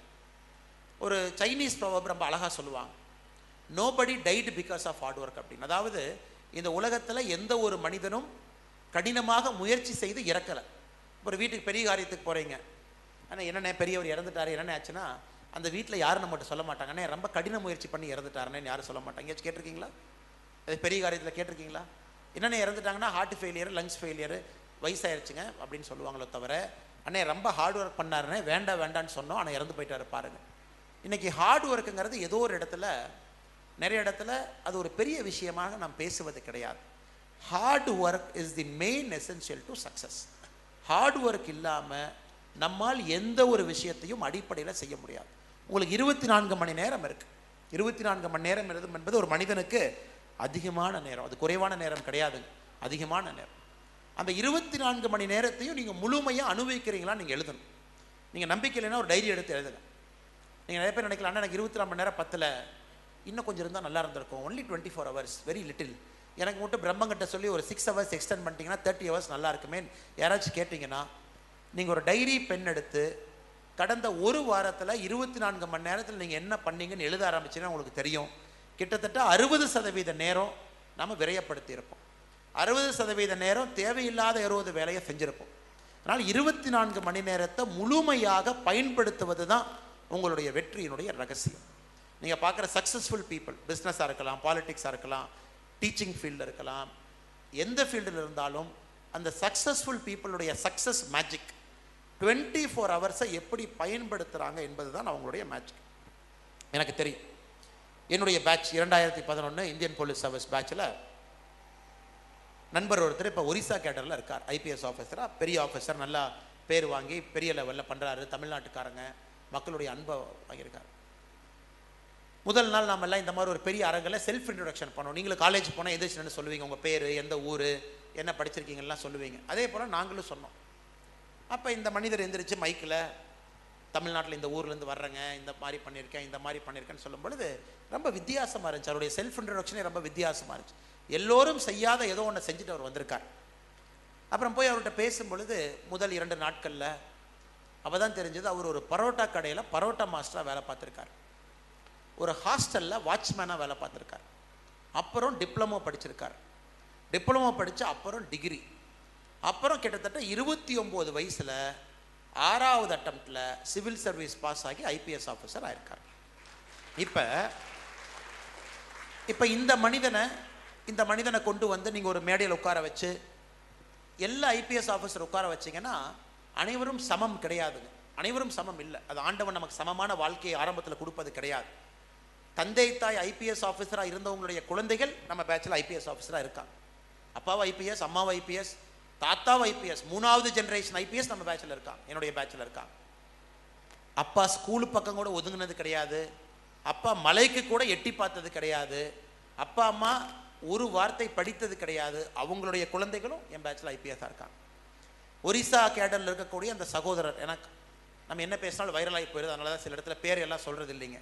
அது சுற்றி அது வாட்ஸ்அப்பில் எங்கேயோ ஒரு இடத்துல போயிடுது அப்படிங்கிறனால பெயர்களை தவிர்க்கிறேன். ஆனால் அவர்கள் பெயர்களை சொல்லி கௌரவப்படுத்த வேண்டும் என்பது என்னுடைய ஆசை. அது நம்ம அரசியலில் இருக்கிறனால அது எல்லா பக்கம் ஏதோ ஒரு இடத்துல போயிடும். அதனால் அந்த பேரை சொல்லாமல் சொல்கிறேன். ஒரிசாவில் இருக்கக்கூடிய என்னுடைய பேட்ச்மேட், அவரும் ஐஏஎஸ், பரோட்டா மாஸ்டர் கடையில் பரோட்டா போட்டு ஹாஸ்டல் வார்டனாக இருந்து டிப்ளமோ படித்து. ஸோ நீங்கள் பார்த்தீங்கன்னா அனைவரும் சமம் கிடையாது, ஆனால் அனைவரும் தன்னை சமப்படுத்தி கொண்டார். வாழ்க்கையில் நிறைய பேர் நீங்கள் கிரம்பிள் பண்ணலாம், ஐயோ நான் பிறந்த இடம் சரியில்லை, அங்கே சரியில்லை, ஊர் சரியில்லை, கிராமம் சரியில்லை. ஆனால் ஜெயிச்சவங்ககிட்ட போய் எப்படி ஜெயிச்சிங்கன்னு கேட்டிங்கன்னா 24 மணி நேரத்தை முழுமையாக பயன்படுத்தி கொண்டனால தான் எனக்கு ஒரிசாவில் ஒரு ஐபிஎஸ் ஆஃபீஸராக இருக்கார். 24 மணி நேரத்தை முழுமையாக பயன்படுத்தினார். ஏதோ ஒரு புத்தகத்தை வாசிச்சாரு, அவராகவே கற்றுக்கிட்டாரு, அவருக்காகவே ஆர்வம் வந்துச்சு. சிவில் சர்வீஸ் ட்ரைனிங் எல்லாம் போல அவரே புத்தகம் வாங்கி படித்தார். முதல் அட்டம் கிடைக்கல, 2வது அட்டம் கிடைக்கல, 3வது அட்டம் கிடைக்கல, 4வது அட்டம் கிடைக்கல, 5வது அட்டம் கிடைக்கல, 6வது அட்டம் கிடைச்சது, ஐபிஎஸ் ஆஃபீஸர் ஆனார். வாழ்க்கை அவர் மேலே போட்ட எல்லா பந்துகளையும் சில இடத்துல டிஃபென்ஸ் ஆடினார், சில இடத்துல சிங்கிள்ஸ் எடுத்தார், சில இடத்துல 6 அடித்தார். ஆனால் எல்லா பந்துகளையும் ஃபேஸ் பண்ணார். அவர் பாலை பார்த்துட்டு ஐயோ அது வேகமாக வருது, ஐயோ அது பவுன்சர் போடுறாங்க, ஐயோ இந்த பால் சரியில்லைன்னு அவர் கேட்கலிங்க. எந்த பால் வாழ்க்கை போட்டாலும் அந்த பாலை ஆடி 29 வயசில் ஐபிஎஸ் ஆனவர் நம்ம பேட்சில் இருக்காங்க. எதற்கு அதை சொல்கிறேன் அப்படின்னாங்க, இந்த ஹார்டு ஒர்க் அப்படிங்கிறத நீங்கள் அவ்வளோ ஈஸியாக விட்டுறாது. இன்னையிலிருந்து நீங்கள் யாராச்சும் நான் 10th சரியாக படிக்கலை, 12th சரியாக படிக்கலை, எதிர்பார்த்த மார்க் வரலை நீங்கள் நினச்சிங்க அப்படின்னா முழுமையாக அர்ப்பணிப்போடு இப்போ இருந்து அந்த நேரத்தை போடுங்க. ஒரு நிமிஷத்தை வேஸ்ட் பண்ணாது, முழுமையாக அர்ப்பணிப்போடு உள்ள போடுங்க. ஏன்னா இப்போ நீங்கள் போடுறதாங்க அதுக்கப்புறம் வரும். இன்றைக்கி நீங்கள் விதையை போட்டால் தான் பயிர். 30 வயசுக்குள்ளே நீங்கள் என்ன விதையை போடுறீங்களோ அதான் மரமாக, பயிராக, மரமாக மாறப்போகுது. 45 வயசில் நீங்கள் அந்த விதையை போட்டு பிரயோஜனம் கிடையாது. அதனால் இங்கே இருக்கக்கூடிய மாணவ செல்வங்கள் இன்னைக்கு நீங்கள் விதையை போடுவதிலே மட்டும் கவனத்தை செலுத்துங்க. வேறு எதை பற்றி, வெற்றி தோல்வியை பற்றி யோசிக்காதீங்க. வாழ்க்கை எந்த பந்த போட்டாலும் ஆடப்பாருங்க. எப்படி வாழ்க்கை உங்களுக்கு கர்வ் பால் போட்டாலும் அதை ஃபேஸ் பண்ண பாருங்க. அதுக்காக பயப்படாதீங்க. ஹார்ட் ஒர்க்குங்கிறது the essential part of success. இது எந்த காரணத்திற்கும் நீங்கள் இழந்து விடாது. கடைசியாக நாலேஜ். மன்னவனும் நீதானோ வளநாடும் நின்னதோன்னு ஒரு புலவர் ஒரு அரசனை பார்த்து பாடிய ஊரில் நாம் இருக்கோம். அதாவது ஒரு புலவர் அரசனை பார்த்து பாடுறார். பாட்டு பண்ணால் அந்த காலத்தில் புலவருக்கு பரிசு கிடைக்கும். இந்த புலவருக்கு பரிசு கிடைக்கல. உடனே ராஜா என்ன சொல்கிறாருன்னா, இவர் ஏதோ பனிஷ்மெண்ட் கொடுக்குறார். அப்போ என்ன சொல்கிறாரா, மன்னவனும் நீதானோ வளநாடும் நின்னதோங்கிறார். இந்த ஊர்லேயே மன்னவன் நீ மட்டும்தான் இருக்கியா? 1008 ராஜா இருக்கான். இந்த ஊர்லேயே வளமையான நாடு என்பது உனக்கு மட்டும்தான் இருக்கா? 1008 நாடு இருக்கு. ஆனால் அறிவாளி நான் மட்டும்தான் இருக்குங்கிறார். மன்னவனும் நீதானோ வளநாடும் நின்னதோன்னு சொன்ன ஊர் இது. அதனால் எப்பொழுதுமே உங்கள் நாலேஜுக்கு ரீப்ளேஸ்மெண்ட் கிடையாது. நாலேஜுக்கு தெர் இஸ் நோ ரீப்ளேஸ்மெண்ட். நீங்கள் படிச்சுக்கிட்டே இருக்கணும், காலம் ஃபுல்லாக படிக்கணும். ஏன்னா 5 ஆண்டுகள் உலகம் மாறிடுச்சு. 5 years the world is changed. 5 ஆண்டுக்கு முன்பு நீங்கள் என்ன படிச்சிங்களோ இன்றைக்கி அது பொருந்தாது, மாறிக்கிட்டே இருக்குது. அதனால தான் ஒரு டாக்டரும் பார்த்தீங்கன்னா 50 வயசு டாக்டர் ஒரு நாள் பார்த்தீங்க, டாக்டர் 6 மாதமாக காணான் சார், இன்னொரு டிகிரி படிக்க லண்டன் போயிட்டு இப்போ தான் சார் வந்தேங்கிறாங்க. முதல்ல எல்லாம் டாக்டர்ஸ் 2 டிகிரி படிச்சுட்டு ப்ராக்டிஸ் பண்ண வருவாங்க. இப்போ 50 வயசுலேயும் டாக்டர் கிளம்பி போய் அதுக்கு ஏதாவது ஷார்ட் டேர்ம் கோர்ஸ் ஒன்று பண்ணுறாங்க, 1 வருஷம் கோர்ஸ் பண்ணுறாங்க. ஏன்னா மருத்துவத்துறையில் அவங்க நிபுணர்கள் ஆகிக்கொண்டே இருக்கின்றார். இன்றைக்கி எல்லா ப்ரொஃபஷனல்ஸும் பார்த்தீங்கன்னா 50வது வயசில் 3rd MBA படிக்க போகிறவங்க இன்றைக்கி உலகத்தில் அதிகமாயிட்டாங்க. They want to go for a 3rd MBA or a 2nd MBA. They want to go for a masters. இன்றைக்கி காலேஜ் காரணம் மாறிடுச்சு. முதல் 30 வருஷம் 2 டிகிரி, 50வது வருஷத்தில் 3வது டிகிரி. அதான் இப்போ ஃபேஷன். இப்போ எல்லோருமே 3வது டிகிரியை 45, 50வது வயசில் படிக்க ஆரம்பிக்கிறாங்க. ஏன்னா தே want to keep updated on what is happening in the world. ஆனால் இன்றைக்கி நாலேஜ் மட்டும்தான் அவங்களுக்கு கூட இருக்க போகுது, வேறு எதுவுமே கூட இருக்க போகுது கிடையாது. நாலேஜ் மட்டும்தான் டிரான்ஸ்ஃபரபிள். உங்கள் மூளைக்குள்ளது இருக்குது, நீங்கள் இந்த கம்பெனி விட்டு அங்கே போனாலும் கூட வரப்போகுது. எங்கே போனாலும் இந்த அறிவு என்பது ஒரு பொக்கிஷமாக நீங்கள் நீங்கள் ட்ரீட் பண்ணணும். அதுக்கு புத்தகம் படிக்கணும். ஏன்னா கிட்டத்தட்ட உலகத்தில் வாழ்ந்த எத்தனை அறிஞர்கள் தன்னுடைய வாழ்க்கையை ஒரு புத்தகமாக போட்டிருக்காங்க. அவர்கள் வாழ்ந்த வாழ்க்கையை நாம் வாழுவது கஷ்டம். அரிஸ்டாட்டில், அவரை பற்றி தெரிஞ்சுக்கணும். மொத்தமாக 4-5 புக்கு வாங்கி அவருடைய புத்தகத்தை முழுமையாக படிக்கலாம். பிளாட்டோ 4-5 புத்தகம், ரிப்பப்ளிக்லேருந்து ஆரம்பித்து அவங்களுடைய ஆர்குமெண்டேட்டிவ் ஸ்டைல் எல்லாம் அதில் இருக்குது. கிரீக் ஃபிலாசபி புத்தகம், மகாபாரதம், ஒரு புத்தகத்தை முழுமையாக நேரம் எடுத்து அசிமுலேட் பண்ணி படிச்சிங்கன்னா வாழ்க்கையினுடைய பல தத்துவங்கள் உள்ளே வந்துடுது. பகவத்கீதை, வாழ்க்கை வாழுகின்ற நெறிமுறைகள் எல்லாம் உள்ளே இருக்குது. திருவள்ளுவர் 1330 குறள், அதை பொறுமையாக படித்தா வாழ்க்கையில் இருக்கிற எல்லா பிரச்சனைகளுக்கான சொல்யூஷன் திருக்குறளுக்குள்ளே இருக்குது. இன்றைக்கி பிரதமர் அவர்கள் சொல்கிறாங்க டெல்லியில் ஒரு 3 மாதத்திற்கு முன்பு, எனக்கு ஏற்படக்கூடிய பிரச்சனைகளுடைய கேள்விகளை நான் திருக்குறளில் தொலாவரன் நம்முடைய பிரதமர் நரேந்திர மோடி அவர்கள் சொல்கிறாங்க. எல்லாம் உள்ளே இருக்கு. ஆனால் நாம் எடுத்ததை படிக்க வேண்டும். எல்லா புத்தகத்தில் எல்லா இடத்துலையும் நாலேஜ் உங்களை சுற்றி, it's a knowledge economy, knowledge world. இதை இன்னைக்கு பார்த்தீங்கன்னா தமிழ்நாட்டில் ஆச்சரியமான ஒரு சினிமா ட்ரெய்லர் ரிலீஸ் ஆகுதுன்னு வச்சுக்கிறேன். ஒரு நாளில் 5 million view, 5 million views for one trailer, 2 minutes, 5 million view. அதில் போட்டி, எங்கள் தலைவன் படம் ரிலீஸ் ஆச்சு, ஒரு நாளில் 4 மில்லியன் வியூ. எங்கள் தலைவன் படம் ரிலீஸ் ஆச்சு, 5 மில்லியன் வியூ. அடுத்து எங்கள் தலை வர்றாரா, எங்கள் தலைவன் படம் 6 மில்லியன் வியூ. தவறு கிடையாது, அவர்களுக்கு அவங்க தலைவனை பிடிச்சிருக்கு, ட்ரெய்லரை பார்க்குறாங்க. ஆனால் இளைஞர்களுடைய வாழ்க்கை வெறும் ட்ரெய்லரை பார்ப்பதில் மட்டும் போயிடக்கூடாது என்கின்ற ஆசையில் தான் வீதி லீடர்ஸ் இந்த களத்தில் இருக்குது. அதே யூடியூப்பில், அதே கூகுள் சர்ச்சில் 1008 நல்ல விஷயங்களும் உள்ள இருக்குது. சினிமாவும் வேண்டும், யாரும் வேண்டாம் என்று சொல்லவில்லை. சினிமா நிறைய இடத்துல உங்களை பக்குவப்படுத்துவது, நல்லது சொல்லிக் கொடுக்குறது தவறு கிடையாது. எல்லா சினிமாவும் தப்புன்னு நம்ம சொல்லக்கூடாது. ஆனால் அதே யூடியூபுக்குள்ளே 1008 நல்ல விஷயங்கள் அடங்கியிருக்கு. அதையும் நீங்கள் நாலேஜ் பொக்கிஷமாக, கருவூலமாக நீங்கள் எடுத்து படிக்க வேண்டும். இந்த 4 விஷயங்களை எல்லோரும் சொல்கிறத மறுபடியும் சொல்கிறோம். டிசிப்ளின், அது நீங்கள் தான் கண்டுபிடிக்கணும். What is your discipline? Integrity, உங்களுக்கு நீங்கள் உண்மையாக இருக்க வேண்டும், அடுத்தவர்களுக்கு இருப்பதை விட. அப்படி இருக்கும்போது உலகம் உங்களை பற்றி என்ன சொல்லுது நீங்கள் கவலைப்பட வேண்டிய அவசியமே கிடையாது. அதை நீங்கள் கல்டிவேட் பண்ணணும். 3வது கடின முயற்சி, ஹார்ட் ஒர்க், அதை நீங்கள் கல்டிவேட் பண்ணணும். 4வது நாலேஜ், அறிவு. அதை எல்லா இடத்துலையும் அந்த செல்வத்தை நீங்கள் தேடி தேடி சேர்க்க வேண்டும். இந்த 4ம் நீங்கள் சேர்க்க வேண்டும். இந்த மனிதர்களை பார்த்து உங்களுடைய வாழ்க்கையை நீங்கள் பக்குவப்படுத்த வேண்டும். ஒரு காலத்திலே நீங்களும் சமுதாயத்திற்கு பணியாற்ற வர வேண்டும் என்பது எங்களுடைய ஆசை. ஒரு காலத்துக்கு அது எப்போ நீங்கள் தயாராக இருக்கீங்களோ அன்னைக்கு வரணும். என்னைக்கு தயாராக இருக்கீங்களோ, படித்து முடிச்சுட்டேன், கல்வி கற்றுக்கிட்டேன், இந்த வேலையை செய்கிறேன், என்னால் கொஞ்சம் நேரம் கொடுக்க முடியும், சனி ஞாயிறு கொடுக்க முடியும், வாங்க. அண்ணன் மாதிரி மரம் வைங்க, 4 பேத்துக்கு சாப்பாடு போடுங்க, ஆன்மீகம் சொல்லிக் கொடுங்க, சூப்பர். இல்லை நான் சமுதாயத்தில் ஓரளவுக்கு வந்துட்டேன், முழு நேரம் கொடுக்க முடியும், தயவு செஞ்சு வாங்க. இல்லை பப்ளிக் சர்வீஸையே ஒரு கெரியரை நான் பண்ண போகிறேன், டீச்சிங் போகிறேன், சிவில் சர்வீஸ் போகிறேன், டிஎன்பிஎஸ்சி போகிறேன், தயவு செஞ்சு வாங்க. எங்கே நீங்கள் சென்றாலும் கூட உங்களுடைய வாழ்க்கையினுடைய ஒரு பகுதி பப்ளிக் சர்வீஸ்க்கு நீங்கள் கொடுக்கணும். மக்கள் சேவைக்காக, மக்கள் மேம்பாட்டுக்காக. ஏன்னா அந்த கல்வி என்பது நமக்கு யாரும் சும்மா கொடுக்கலைங்க. கல்வி யாரும் சும்மா கொடுக்கல. பல பேரினுடைய முயற்சி நம்ம கல்வி கிடைச்சிருக்கு. பல பேரினுடைய முயற்சி நாம் இன்னைக்கு அந்த சேரில் உட்காந்துருக்கோம். நிறைய பேரினுடைய முயற்சி நாளைக்கு நீங்கள் ஒரு இடத்துக்கு போக போகிறீங்க. அப்படி இருக்கும் பொழுது நாமும் ஒரு காலகட்டத்தில் திரும்பி வந்து அவர்களுக்கு கொடுப்பது மட்டும்தான் முறை. நாமும் திரும்ப நம்முடைய நேரத்தை அவர்களுக்கு கொடுப்பது மட்டும்தான் முறை. அது நிச்சயமாக எப்போ உங்களுக்கு சரின்னு நினைக்கிறீங்களோ அன்னைக்கு வாங்க. இன்னைக்கு வர வேண்டிய அவசியம் கிடையாது, நாளைக்கு காலையில் வர வேண்டிய அவசியம் கிடையாது. எப்போ சரின்னு நினைக்கிறீங்களோ அன்னைக்கு நீங்கள் சமுதாயத்திற்கு உங்களுடைய நேரத்தை கொடுக்க வேண்டும் என்பது இந்த வி த லீடர்ஸ் அறக்கட்டளையினுடைய வேண்டுகோள். இந்த அறக்கட்டளையினுடைய நோக்கம் லீடர்ஸை, தலைவர்களை உருவாக்குவது, மேம்படுத்துவது, செம்மைப்படுத்துவது. 20 ஆண்டுகள் கழித்து 30 ஆண்டுகள் கழித்து இந்த சமுதாயத்தை வழிநடத்தக்கூடிய தலைவர் அந்த சமுதாயத்துக்குள்ளிருந்து வர வேண்டும் என்கின்ற ஒரு உன்னதமான நோக்கத்தில் நம்முடைய வாலண்டியர்ஸ், நம்முடைய முழுநேர பணியாளர்கள், நம்முடைய பார்ட் டைம் வாலண்டியர்ஸ் இவங்கெல்லாம் பணிபுரிஞ்சிட்டு இருக்காங்க. இந்த அற்புதமான நிகழ்ச்சியை வடிவமைத்த டாக்டர் பிரபாகர் அவர்களுக்கு, அவரோடு இணைந்திருக்கக்கூடிய எல்லோருக்கும் இந்த நேரத்தில் நன்றி கலந்த வாழ்த்துக்களை, வணக்கங்களை தெரிவித்து, இந்த நிகழ்ச்சிக்கு வந்திருக்கக்கூடிய சகோதர சகோதரிகள், முக்கிய விருந்தினர்கள், முக்கியமாக மாணவ செல்வங்கள், மறுபடியும் தடையானதற்கு என்னுடைய வருத்தத்தை தெரிவித்து மன்னிப்பையும் தெரிவித்து, மேடையில் இருக்கக்கூடிய அற்புதமான 6 மனிதர்கள் வந்து இந்த Paramathi Velur we the leaders foundation அந்த ஓப்பனிங்கை வந்து செம்மைப்படுத்தியிருக்கின்றீர்கள், கௌரவப்படுத்தியிருக்கின்றீர்கள். உங்களுடைய பாதங்களை இந்த நேரத்தில் தொட்டு வணங்கி உங்களுடைய ஆசீர்வாதம் இங்கே வந்திருக்கக்கூடிய எல்லோருக்கும் இருக்க வேண்டும் என்று சொல்லி வந்திருக்கக்கூடிய பத்திரிகை நண்பர்களுக்கும் நன்றிகளை தெரிவித்து என்னுடைய உரையை முடித்துக் கொள்கின்றேன். நன்றி, வணக்கம்.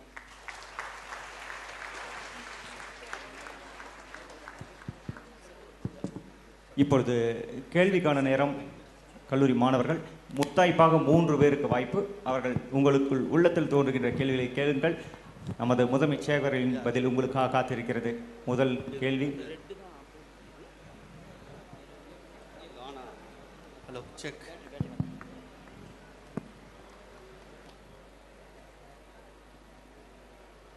சார் வணக்கம் சார். என்னுடைய பேர் சஞ்சய் சார். நான் வந்து ஒரு சாதாரண விவசாய குடும்பத்திலேருந்து வந்திருக்கேன் சார். சார் நீங்கள் ஒரு ஐபிஎஸ் அதிகாரியிலிருந்து ஒரு மக்கள் பணிக்காக எதுக்காக சார் நீங்கள் வந்திருக்கீங்க? அதோடைய எந்த இன்சிடென்ட் சார் உங்களை அந்த மக்கள் பணிக்கு கொண்டு வந்தது? எதற்காக சார்? சஞ்சய் உட்காந்துங்க. தேங்க்யூ, நன்றி. அடிப்படையில் எந்த ஒரு பதவியும் பொறுப்பும் கூட பெரிது சிறிது கிடையாதுங்க. எல்லாம் ஒரு போலீஸ் இலாக்காவை பொறுத்தவரை ஒரு ஐபிஎஸ் ஆஃபீஸர் எந்த அளவுக்கு முக்கியமோ ஒரு போலீஸ் துறையில் ஒரு கான்ஸ்டபிளும் அந்த அளவுக்கு முக்கியம். இருவரும் சமம் தான் அப்படிங்கிறது தான் போலீஸ் சிஸ்டமுடைய அடிப்படை டிசைனு. பட் ஒரு காலகட்டத்தில் பார்த்தீங்கன்னா சிலது முக்கியமாகவும் சிலது முக்கியம் இல்லை என்பது போலும் நம்ம மனசில் வந்துடும். அது ரொம்ப ரொம்ப தவறு. காரணம், அடிப்படையில் நம்முடைய மனசுங்கிறது அனைவரும் சமம், அனைத்து தொழிலும் சமம், அனைவரும் ஒரு முக்கியமான வேலையை செய்கிறாங்க அப்படி தான் நம்ம பார்க்கணும்னு நினைக்கணும். என்னை பொறுத்தவரை அப்படி தான் என்னுடைய போலீஸ் வாழ்க்கை இருந்துச்சுங்க. கிட்டத்தட்ட 9 ஆண்டு காலம் காவல்துறையினுடைய வாழ்க்கை கடினமான வாழ்க்கை. நான் சொன்னது போல் இந்த 4 விஷயம் நீங்கள் செய்கிறீங்கன்னா சாக்ரிஃபைஸ் பண்ணணும். பர்சனல் இன்டெகிரிட்டி, நிறைய பேர்த்த பகிச்சுக்கணும். ஹார்ட் ஒர்க், ஃபேமிலி டைமை சாக்ரிஃபைஸ் பண்ணணும். நாலேஜ், இன்னொன்று சாக்ரிஃபைஸ் பண்ணணும். நம்ம 4 விஷயங்கள் பேசணும். 4ம் அடிப்படையாக இருக்க வேண்டும் என்று நினைத்து கொஞ்சம் கொஞ்சமாக வளர வேண்டிய கட்டாயம். நீங்கள் ஒரு கேஸுமே உங்களுக்கு ஒரு பெரிய பாடமுங்க. ஒரு கேஸும் ஒரு படிப்பனை. உங்களுடைய 6 புலன்களும் நீங்கள் ஷார்ப்பாக வச்சுருக்கீங்க அப்படின்னா ஒரு கேஸும் உங்களுக்கு ஒரு பாடம். உதாரணத்திற்கு ஒரு முறை ஒரு இறப்பு, அது நீங்கள் கம்யூனிகேட் பண்ணணும். ஒரு ஆக்சிடென்ட், ஏஎஸ்பியாக இருக்கீங்க, ஸ்பாட்டுக்கு போகிறீங்க, பாடி எங்கே இருக்குது, போஸ்ட்மார்ட்டம் போயிடுச்சு, கவர்மெண்ட் ஹாஸ்பிட்டல் போகிறீங்க, நீங்கள் தான் ஃபஸ்ட்டு போய் செக் பண்ணுறீங்க சரியாக இருக்கா, உண்மையாலுமே ஆக்சிடெண்ட்டில் தான் இறந்தாங்களான்னு. அப்போ நீங்கள் சப் இன்ஸ்பெக்டர்கிட்ட கேட்பீங்க, அப்பா அம்மாவுக்கு தகவல் சொல்லியாச்சா அப்படின்னு. ஒரு உதாரணம் சொல்கிறேன். அண்ணா என்ன சொல்லலிங்கன்னா எப்படி சொல்கிறதுன்னு தெரியல. இன்னொரு சப் இன்ஸ்பெக்டர் சொல்லல, பையன் சீரியஸாக இருக்கான் கிளம்பி வாங்கன்னு நான் சொல்லிட்டேன் பாரு. இன்னொரு சப் இன்ஸ்பெக்டர் சொல்லுவார், கொஞ்சம் உடனே ஹாஸ்பிட்டல் வாங்க பேசலாமா. ஸோ அடிப்படையில் பார்த்தீங்கன்னா ஒருத்தர் அவங்களுக்கு என்ன தெரியுதோ அதை வச்சு அப்பா அம்மாவுக்கு சொல்லுவாங்க. இதில் நிறைய இடத்துல அந்த செய்தியை சொல்ல வேண்டிய கடமை எனக்கு இருந்துச்சு. அவங்க அப்பா அம்மாவுக்கு நீங்கள் ஃபோன் பண்ணுறீங்க, குறிப்பாக அந்த பையனுடைய செல்ஃபோனோ பொண்ணோட செல்ஃபோன் எடுத்து அந்த வீட் நம்பர், ஹோம் நம்பர் பார்த்துட்டு, அல்லது அவங்க கூட பசங்க யாராச்சும் வந்திருப்பாங்க, அந்த மொமெண்ட் நீங்கள் சொல்கிறீங்க இல்லைங்களா, அந்த மொமெண்ட் நீங்கள் அப்பாவுக்கு ஃபோன் பண்ணி, ஹலோ சார் வணக்கம், இந்த மாதிரி நான் ஏஎஸ்பி பேசுகிறேன் நீங்கள் சொன்ன உடனே ஒரு அசாத்தியமான ஒரு அமைதி அங்கே இருக்கும். ஒரு செகண்ட் அவங்க பேச மாட்டாங்க. இதுக்கு போலீஸ் கூப்பிட்றாங்க.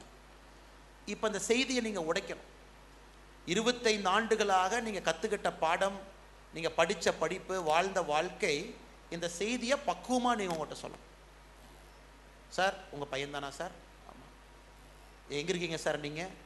நான் தொழிலில் இருக்கேன், வண்டி ஓட்டிகிட்டு இருக்கேன், வண்டி கொஞ்சம் ஓரத்தில் நிறுத்துங்க சார். ஏன்னா நீங்கள் பேசும்பொழுது அவங்களையும் யோசித்து பேசுகிறோம். அவங்க என்ன பண்ணிகிட்டு இருக்காங்க, எங்கே இருக்காங்க, அவங்கள சுற்றி யார் இருக்காங்க, என்ன ஆகும். சில இடத்துல இப்போ சொல்கிறதா அப்புறம் சொல்கிறதா, இப்போவே சொல்லிடலாமா, அவங்கள வர வச்சு சொல்லலாம். ஸோ ஒரு கேஸும் உங்களுக்கு ஒரு பாடம். இந்த மாதிரி ஒரு போலீஸ் ஆஃபீஸராக நீங்கள் ஒரு 9-10 வருஷம் ஐபிஎஸ் ஆஃபீஸராக இருக்கீங்கன்னா, நீங்கள் அனைவருமே இந்த கூட்டத்தில் நிறைய பேர் ஐபிஎஸ் ஆக போகிறீங்க எனக்கு தெரியும், ஐஏஎஸ் ஆக போகிறீங்க தெரியும். 10 ஆண்டுகள் கழித்து உங்கள்கிட்ட பேசும்பொழுது நீங்களும் சொல்லுவீங்க, ஓ நான் இவ்வளோ கேஸ் ஹேண்டில் பண்ணேன். எப்படி சொல்ல போகிறீங்க? அவங்க வந்துடுவாங்க. அவங்க வந்து முதல்ல கட்டிப்பிடிச்ச அழுவுற ஆள் நீங்களாக தான் இருப்பீங்க. ஏன்னா அவங்களுக்கு யாரை கட்டிப்பிடிச்சி அழுவுறதுன்னு தெரியாது. முதல்ல வந்து உங்கள் யூனிஃபார்மை கட்டிப்பிடிச்சி அழுவுவாங்க.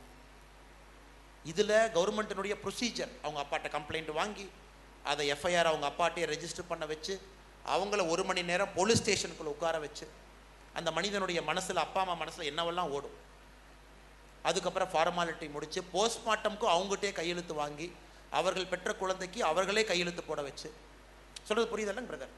இந்த மாதிரி ஒரு விஷயம் உங்கள் மனசு உள்ளே போய் வெளியே வருது. இந்த மாதிரி 1008 கேஸை சொல்லிக்கிட்டே போகலாம். மர்டர் ஆயிடுச்சு, ரொம்ப இதே பிரச்சனை, குற்றவாளி கண்டுபிடிக்கணும், திருப்பி கொடுக்கணும், பொருளை ஈட்டணும். கஷ்டப்பட்டு வாழ்க்கையில் முழுமையாக 20 ஆண்டுகள் பணிபுரிந்து கஷ்டப்பட்டு சம்பாதிச்சிருப்பாங்க. அந்த பொண்ணுக்கு வாங்கறதுக்கு தங்கத்தை வீட்டில் வச்சுருப்பாங்க. அவங்க கெட்ட நேரம் அந்த தங்கம் மட்டும் காணாமல் போகும். அதனால் எத்தனையோ திருமணங்கள் நிறுத்தப்பட்டிருக்கிறத நான் பார்த்துருக்கேன். டெய்லி போலீஸ் ஸ்டேஷன் வருவாங்க, ஐயா கண்டுபிடிச்சி கொடுத்துருங்க ஐயா, நீங்கள் கண்டுபிடிச்சாதான் என் பொண்ணு கல்யாணம் ஆகும் ஐயா. டெய்லி எங்கிருந்து கண்டுபிடிப்பீங்க? முழு முயற்சியை போடுறீங்க, திடனை கண்டுபிடிக்க முடியல. உள்ளூர்காரனா வெளியூர்காரனா பக்கத்து ஸ்டேட்காரனா தெரியாது, ஆனால் டெய்லி வருவாங்க. அவங்கள டெய்லி நீங்கள் பார்க்கணும், டெய்லி பதில் சொல்லணும். அதே போல் எனக்கு என்னோடய புத்தகத்தில் எழுதியிருப்பேன், இன்னொரு மனதை உருக்கிய நிகழ்வு. ஒரு 10ஆம் கிளாஸ் படிக்கக்கூடிய ஒரு பொண்ணு சாயந்தரம் பைந்தூர் அப்படின்னு சொல்லிட்டு ஒரு மலைப்பகுதி உடுப்பியில் ஸ்கூலுக்கு போயிட்டு சாயந்தரம் அவங்க வந்திருக்கணும், வரல. 5:30 மணிக்கு அவங்க வீட்டுக்கு போயிருக்கணும், 6:30 மணிக்கு வீட்டுக்கு போயிருக்கணும், வீட்டுக்கு வரல 6:30 மணிக்கு. அவங்க அப்பா அம்மா 7 மணி வரைக்கும் இருக்காங்க, காணா. 8 மணி வரைக்கும் கொஞ்சம் தொலாவுறாங்க, காணா. 8:30 மணிக்கு போலீஸ் ஸ்டேஷனில் போய் கம்ப்ளைண்ட் கொடுக்குறாங்க, பொண்ணை காணான்னு. சப் இன்ஸ்பெக்டருக்கு ஒரு 9 மணிக்கு கூப்பிட்றாரு, சார் இந்த மாதிரி ஒரு கம்ப்ளைண்ட் வந்திருக்கு, உமன் மிஸ்ஸிங், சைல்டு மிஸ்ஸிங், ஏன்னா 18 வயசு கீழே இருக்காங்க, நாங்கள் எல்லாம் பேட்ரோல் ஆரம்பிச்சிட்டோம், எல்லாம் செக் பண்ண ஆரம்பிச்சிட்டோம் சார் அப்படி. ஃபோனில் கேட்குறது எந்த பகுதி, காட்டுப்பாங்கான பகுதி, பாப்பா ஸ்கூல்லேருந்து எப்படி வீட்டுக்கு வருவாங்க, 5 கிலோமீட்டர் நடந்து வருவாங்க, பாப்பா கூட யாரும் வரலையா, இல்லை சார் டெய்லி கூட 4 பாப்பா வருவாங்க, அன்னைக்கு பாப்பா கம்ப்யூட்டர் சயின்ஸ் கிளாஸ் இருந்துச்சு, அந்த ஸ்கூலில் இருந்ததே 3 கம்ப்யூட்டர் தான், அதனால் இந்த பாப்பா கம்ப்யூட்டர் ஒன்று முடிச்சுட்டு திரும்பி வரும்போது அந்த பாப்பா முன்னாடி போயிட்டாங்க, தனியாக வந்திருக்காங்க. இப்போ பாருங்க, ஸ்பாட்டுக்கு போகிறீங்க, அந்த பாப்பாவுடைய சடலம் நைட்டு 1 மணிக்கு கிடைக்குது காட்டு புதருக்குள்ள. அந்த பாப்பா வாஸ் ரேப்ட் அண்ட் மர்டர்ட். ஊர்க்காரங்களே 10,000 பேர் வந்து திரண்டு நிற்கிறாங்க. நீங்கள் அதை கண்டுபிடிக்கணும், அக்யூஸ்ட்டை பிடிக்கணும், அக்யூஸ்ட்டை பிடிச்சாச்சு. வீட்டுக்கு போகிறீங்க, அந்த பாப்பாவுடைய அம்மா அங்கே இருக்கிறாங்க. அவங்க ஒரே ஒரு கேள்வி கேட்குறாங்க, என்னுடைய குழந்தையை திரும்ப என்கிட்ட கொடுக்க முடியுமா, உங்களால், உங்களுக்கு அந்த சக்தி இருக்கா, காவல்துறையினால் முடியுமா, என் குழந்தை திரும்ப எனக்கு வேணும். இப்போ நீங்கள் உட்கார்ந்து பார்த்தீங்கன்னா அந்த பாப்பா அந்த குழந்தை இறந்ததற்கு காரணம் யார்? அக்யூஸ்டா? ஸ்கூலில் கம்ப்யூட்டர் இல்லாததா? அந்த ஸ்கூலுக்கும் அவங்க வீட்டுக்கும் தார் ரோடு இல்லாமல் நடந்து போனனாலையா? எத்தனை கேள்வி. இது யார் அக்யூஸ்டு? நீங்கள் அக்யூஸ்டு 3 பேர் பிடிச்சாச்சு, 2 நாளில் பிடிச்சாச்சு, அரெஸ்ட் பண்ணியாச்சு. ஆனால் உண்மையான குற்றம்னு பார்த்தீங்கன்னா பல குற்றங்கள், கடைசி பகுதி என்னுடைய பேச்சுக்கு வந்தீங்கன்னா பல குற்றங்கள் சமுதாயத்தினுடைய ஏதோ ஒரு தன்மையிலிருந்து தான் ஒரு குற்றவாளி உருவாகிறான். அரசாங்க ஸ்கூல் எக்யூப்டாக இல்லை, கம்ப்யூட்டர்ஸ் இல்லை, 3 கம்ப்யூட்டர் 60 பேர் பயன்படுத்துகிறாங்க, 3 to 3:30, 3 to 4, 4 to 4:30, 4 to 5, 5 to 5:30.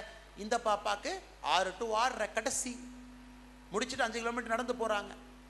அப்போ எதுக்காக ஸ்கூலில் அந்த குழந்தைக்கு கடைசி ஸ்லாட் கம்ப்யூட்டர் கொடுத்தீங்க? பிரின்சிபல், கம்ப்யூட்டர் இல்லை சார், 12-15 கம்ப்யூட்டர் இருக்கணும், 3 தான் இருக்குது. கவர்மெண்ட் டிபார்ட்மெண்ட்டை ஏன் பஸ்ஸை விடலை, அந்த குழந்தை ஏன் நடந்து போகுது? சார் பஸ் விட்டால் வருமானம் வராது, மொத்தமாக இருக்கிறதே 10 பேர் தான், எப்படி பஸ்ஸை விடுறது? சொல்கிறது புரியுதுங்களா ராஜா? ஸோ காவல்துறையில் ஒரு காலகட்டத்திற்கு மேலே என்னால் அதுக்கு பதில் சொல்ல முடியல. இத்தனை கேள்விகளுக்கு என்னால் பதில் சொல்ல முடியும். அந்த பதிலை தேட ஆரம்பித்தேன், இந்த பதில் எங்கே இருக்கு. என்னை கைலாயத்துக்கு கூட்டிகிட்டு போச்சு 2018, ஒரு 60 நாள் கைலாயத்துக்கு போனேன். எங்கெங்கேயோ போய் பதிலை தேட ஆரம்பித்தேன். குற்றவாளியை பிடிப்பது மட்டும் ஒரு நல்ல சமுதாயத்திற்கு அழகு இல்லை, குற்றத்தை தடுப்பதும் ஒரு சமுதாயத்திற்கான அழகு. அந்த குற்றத்தை எப்படி தடுப்பது? அந்த குற்றத்தை தடுக்கிறதுக்கான வேலை தான் we the leaders foundation sir. அந்த கேள்வியை தான் நானும் ராஜேந்திரன் அவர்களும் 2018 உட்காந்து பேசணும். ஒரு வீட்டில் ஒரு நாள் சாயங்காலம் உட்காந்து பேசணும், எப்படி ஒரு நல்ல சமுதாயத்தை உருவாக்குவது, அந்த சமுதாயத்தை நல்ல தலைவர்கள் எப்படி உருவாக்குவது. இவங்க அந்த சமுதாயத்தினுடைய ஆணி வேர்களாக மாறிட்டாங்கன்னா நல்ல ஒரு சமுதாயம் கிடைக்கும். நல்ல ஒரு சமுதாயம் கிடைத்து விட்டால் நாம் எதுக்கு இந்த மாதிரி இவ்வளவு பிரச்சனையை பார்க்கணுங்கிற நோக்கத்தில் ஆரம்பிக்கப்பட்டது தான். நான் அரசியல் வருவதற்கு முன்பு வி தி லீடர்ஸ் ஃபவுண்டேஷன். காலத்தினுடைய கட்டாயம், நீங்கள் சும்மா இருந்தாலும் அரசியல்வாதிகள் சும்மா இருக்க மாட்டாங்க, பேசணும், பார்க்கணும். அரசியலையும் திருத்தப்பட வேண்டும், அதையும் சுத்தம் பண்ணணும். அதுக்கு என்னை பர்சனலாக நரேந்திர மோடி அவர்கள் மீது பெரிய ஒரு ஈடுபாடு இருக்கக்கூடிய மனிதன் நான். அவருடைய காலகட்டத்தில் அரசியல் மாறலினா எப்பொழுதும் மாறாதுன்னு நினைக்கக்கூடிய ஒரு மனுஷன் நான். ஸோ இந்த நேரத்தில் அவரோடு பயணம் பண்ணுவோம், நரேந்திர மோடி அவர்களோடு பயணம் பண்ணுவோம், முடிஞ்ச வரைக்கும் நாமளும் அரசியலை சுத்தம் பண்ணுவோம். அங்கிருந்து இங்கே மாதிரி வந்தாச்சு. ஸோ அடிப்படை கேள்வி பார்த்தீங்கன்னா அது சரியான பதில் இல்லைங்க. நீங்கள் கேட்ட கேள்விக்கு சரியான பதில் என்கிட்ட இல்லை. ஒரே பதில் சொல்ல வேண்டும் என்றால், சமுதாயத்தை ஒழுங்குபடுத்துவதற்கு நம்மால் முடிந்ததை ஒரு தனி மனிதனாக செய்வோம் என்கின்ற நோக்கத்தில் தான் காவல்துறை விட்டு வந்தோம். ஆனால் அதே நேரத்தில் காவல்துறை என்பது ரொம்ப ஒரு பெருமை மிகுந்த ஒரு வேலை, அற்புதமான வேலை. எல்லோருக்கும் அந்த காக்கி ஆடை அணிவதற்கு வாய்ப்பு கிடைக்காது, எல்லாருக்கும் அதுக்கு ஆண்டவன் கொடுத்துட மாட்டான். இருந்த 9 வருடங்களும் கூட நீட்டாக இருந்தோம், பக்காவாக இருந்தோம், ப்ரொஃபஷனலாக இருந்தோம், ஷார்ப்பாக இருந்தோம், கத்தி மாதிரி இருந்தோம் 9 ஆண்டுகளும் கூட. ஆனால் அப்படியே இன்னும் 20 ஆண்டுகள் இருக்க முடியுமாங்கிற கேள்விக்கு, இந்த கேள்விகளுக்கு பதிலை கண்டுபிடிக்கணும் ஒரு கடினமான முடிவு, ஈஸியான முடிவு இல்லைங்க. நீங்கள் ரிசைன் பண்ணுறதெல்லாம் ஒரு அரசு வேலையிலிருந்து ஈஸியான முடிவு கிடையாது. ஏன்னா கஷ்டப்பட்டு நீங்கள் அங்கே போனீங்க, ஈஸியாக போகலை, கஷ்டப்பட்டு படிச்சிருக்கீங்க, சும்மாலாம் யாரும் கொடுக்கலைங்க. ஒரு படியாக பிடித்து காவல்துறைக்கு போனீங்க. ஆனால் அப்படிப்பட்ட அந்த வேலையை விடுவதற்கு எவ்வளோ யோசிச்சிருப்பேன்னு உங்களுக்கு கண்டிப்பாக தெரியும். அதை விட நன்றாக செய்ய முடியும் என்கின்ற நம்பிக்கையில் அவர்களோடு இணைந்து செய்து கொண்டிருக்கேன்.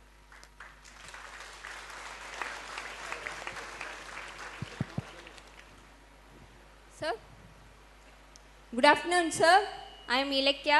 I completed my postgraduate in political science. My question is, if there anything related to women empowerment in the We the Leaders. We the Leaders பொறுத்தவரை, thank you so much sister, உட்காந்துங்க. We the Leaders அறக்கட்டளை பொறுத்தவரை எங்கேயும் கூட இன்னும் ஒரு 2 ஆண்டுகள் கழித்து அவர்களோடு இன்னும் ஒரு 3 ஃபுல் டைம் வாலண்டியர் சகோதரிகள் இருக்கும் பொழுது இன்னும் நாங்கள் சந்தோஷப்படுவோம். இன்னும் அடுத்த ஒரு ஆஃபீஸ் ஓப்பன் பண்ணும் பொழுதோ 2 ஆண்டுகள் கழித்து உங்களை போன்றவர்கள் இங்கே வந்து இவர்களோடு நின்று கொண்டு இருக்கும் பொழுது இன்னும் நாங்கள் சந்தோஷப்படுவோம். வீதி லீடர்ஸை பொறுத்தவரை தலைவர்களை உருவாக்குவது நம்முடைய நோக்கம். தலைவர்கள் என்றால் தலைவியும் சேர்ந்து தான். தலைவர் என்பது நம் ஒரு பாலின் அடிப்படையிலே ஆண்கள் என்று குறிப்பதில்லை. நெக்ஸ்ட் ஜென்ரேஷன் ஆஃப் லீடர்ஸை உருவாக்கணும். அதில் குறிப்பாக பெண்களை பொறுத்தவரை இயற்கையாகவே உங்களுக்கு எம்பத்தி ரொம்ப அதிகம். Some of the smartest leaders whom I had the opportunity to work are women leaders. நான் பார்த்தவரை ரொம்ப பெருமை மிகுந்த தகுதி வாய்ந்த தலைவர்கள் நிறையா பேர் பெண்கள் தான். ஏன்னா நேச்சுரலாகவே உங்களுக்கு அந்த எம்பத்தி இருக்குது. ஒரு விஷயத்தை ஆழமாக புரிஞ்சுக்கிறாங்க, ஷார்ப்பாக பார்க்குறாங்க, ஒரு விஷயத்தை கவனமாக பார்க்குறாங்க. ஸோ பெண்களுக்கு இயற்கையாகவே அந்த எம்பத்தி இருக்குது. ஆனால் இன்றைக்கி சமுதாயத்தில் பெண் தலைவர்கள் உருவாவதற்கு எங்கேயோ ஒரு இடத்துல கிளாஸ் சீலிங் இருக்குது. அதை உடைத்து அவங்க வரணும். அதற்கு நிச்சயமாக வீதி லீடர்ஸ் பாடுபட்டு இருக்கு. காலேஜஸ் போகிறாங்க, பேசுகிறாங்க, மோட்டிவேட் பண்ணுறாங்க, அவங்கள கைட் பண்ணுறாங்க. ஸோ நம்மை பொறுத்தவரை பாலின் அடிப்படையிலே ஆண் பெண் என்று வேறுபடுத்தி பார்ப்பது கிடையாது. பெண்களும் தலைவர்களாக வர வேண்டும் என்று உழைக்கின்றோம். அதில் இன்றைக்கி நீங்கள் வந்திருக்கிற ரேஷியோவை பார்த்தாவே ரொம்ப சந்தோஷமாக இருக்குது. இந்த அரங்கத்தை பார்க்கும் பொழுது கிட்டத்தட்ட 40-45% நம்முடைய பெண்கள் சகோதரிகள் இருக்கிறீங்க. ஸோ நிச்சயமாக நீங்கள் சொன்னது போல் நம்முடைய ஃப்ரெண்ட்ஸ், நம்முடைய வாலண்டியர்ஸ், நம்முடைய முழு நேர பணியாளர்கள் கடுமையாக உழைப்பார்கள். ஃபுல் டைம் வாலண்டியர்ஸ் பெண்களும் வேண்டும், சகோதரிகள் வேண்டும். உங்களுடைய வாழ்க்கையினுடைய பரிமாண வளர்ச்சிக்கு வீதி லீடர்ஸ் எங்கேயாச்சும் உதவி செய்ய முடியும் என்று நீங்கள் விருப்பப்பட்டால் அதனோடு இணைந்து பயணிப்பதற்கு வீதி லீடர்ஸும் தயாராக இருக்கிறது. நன்றி.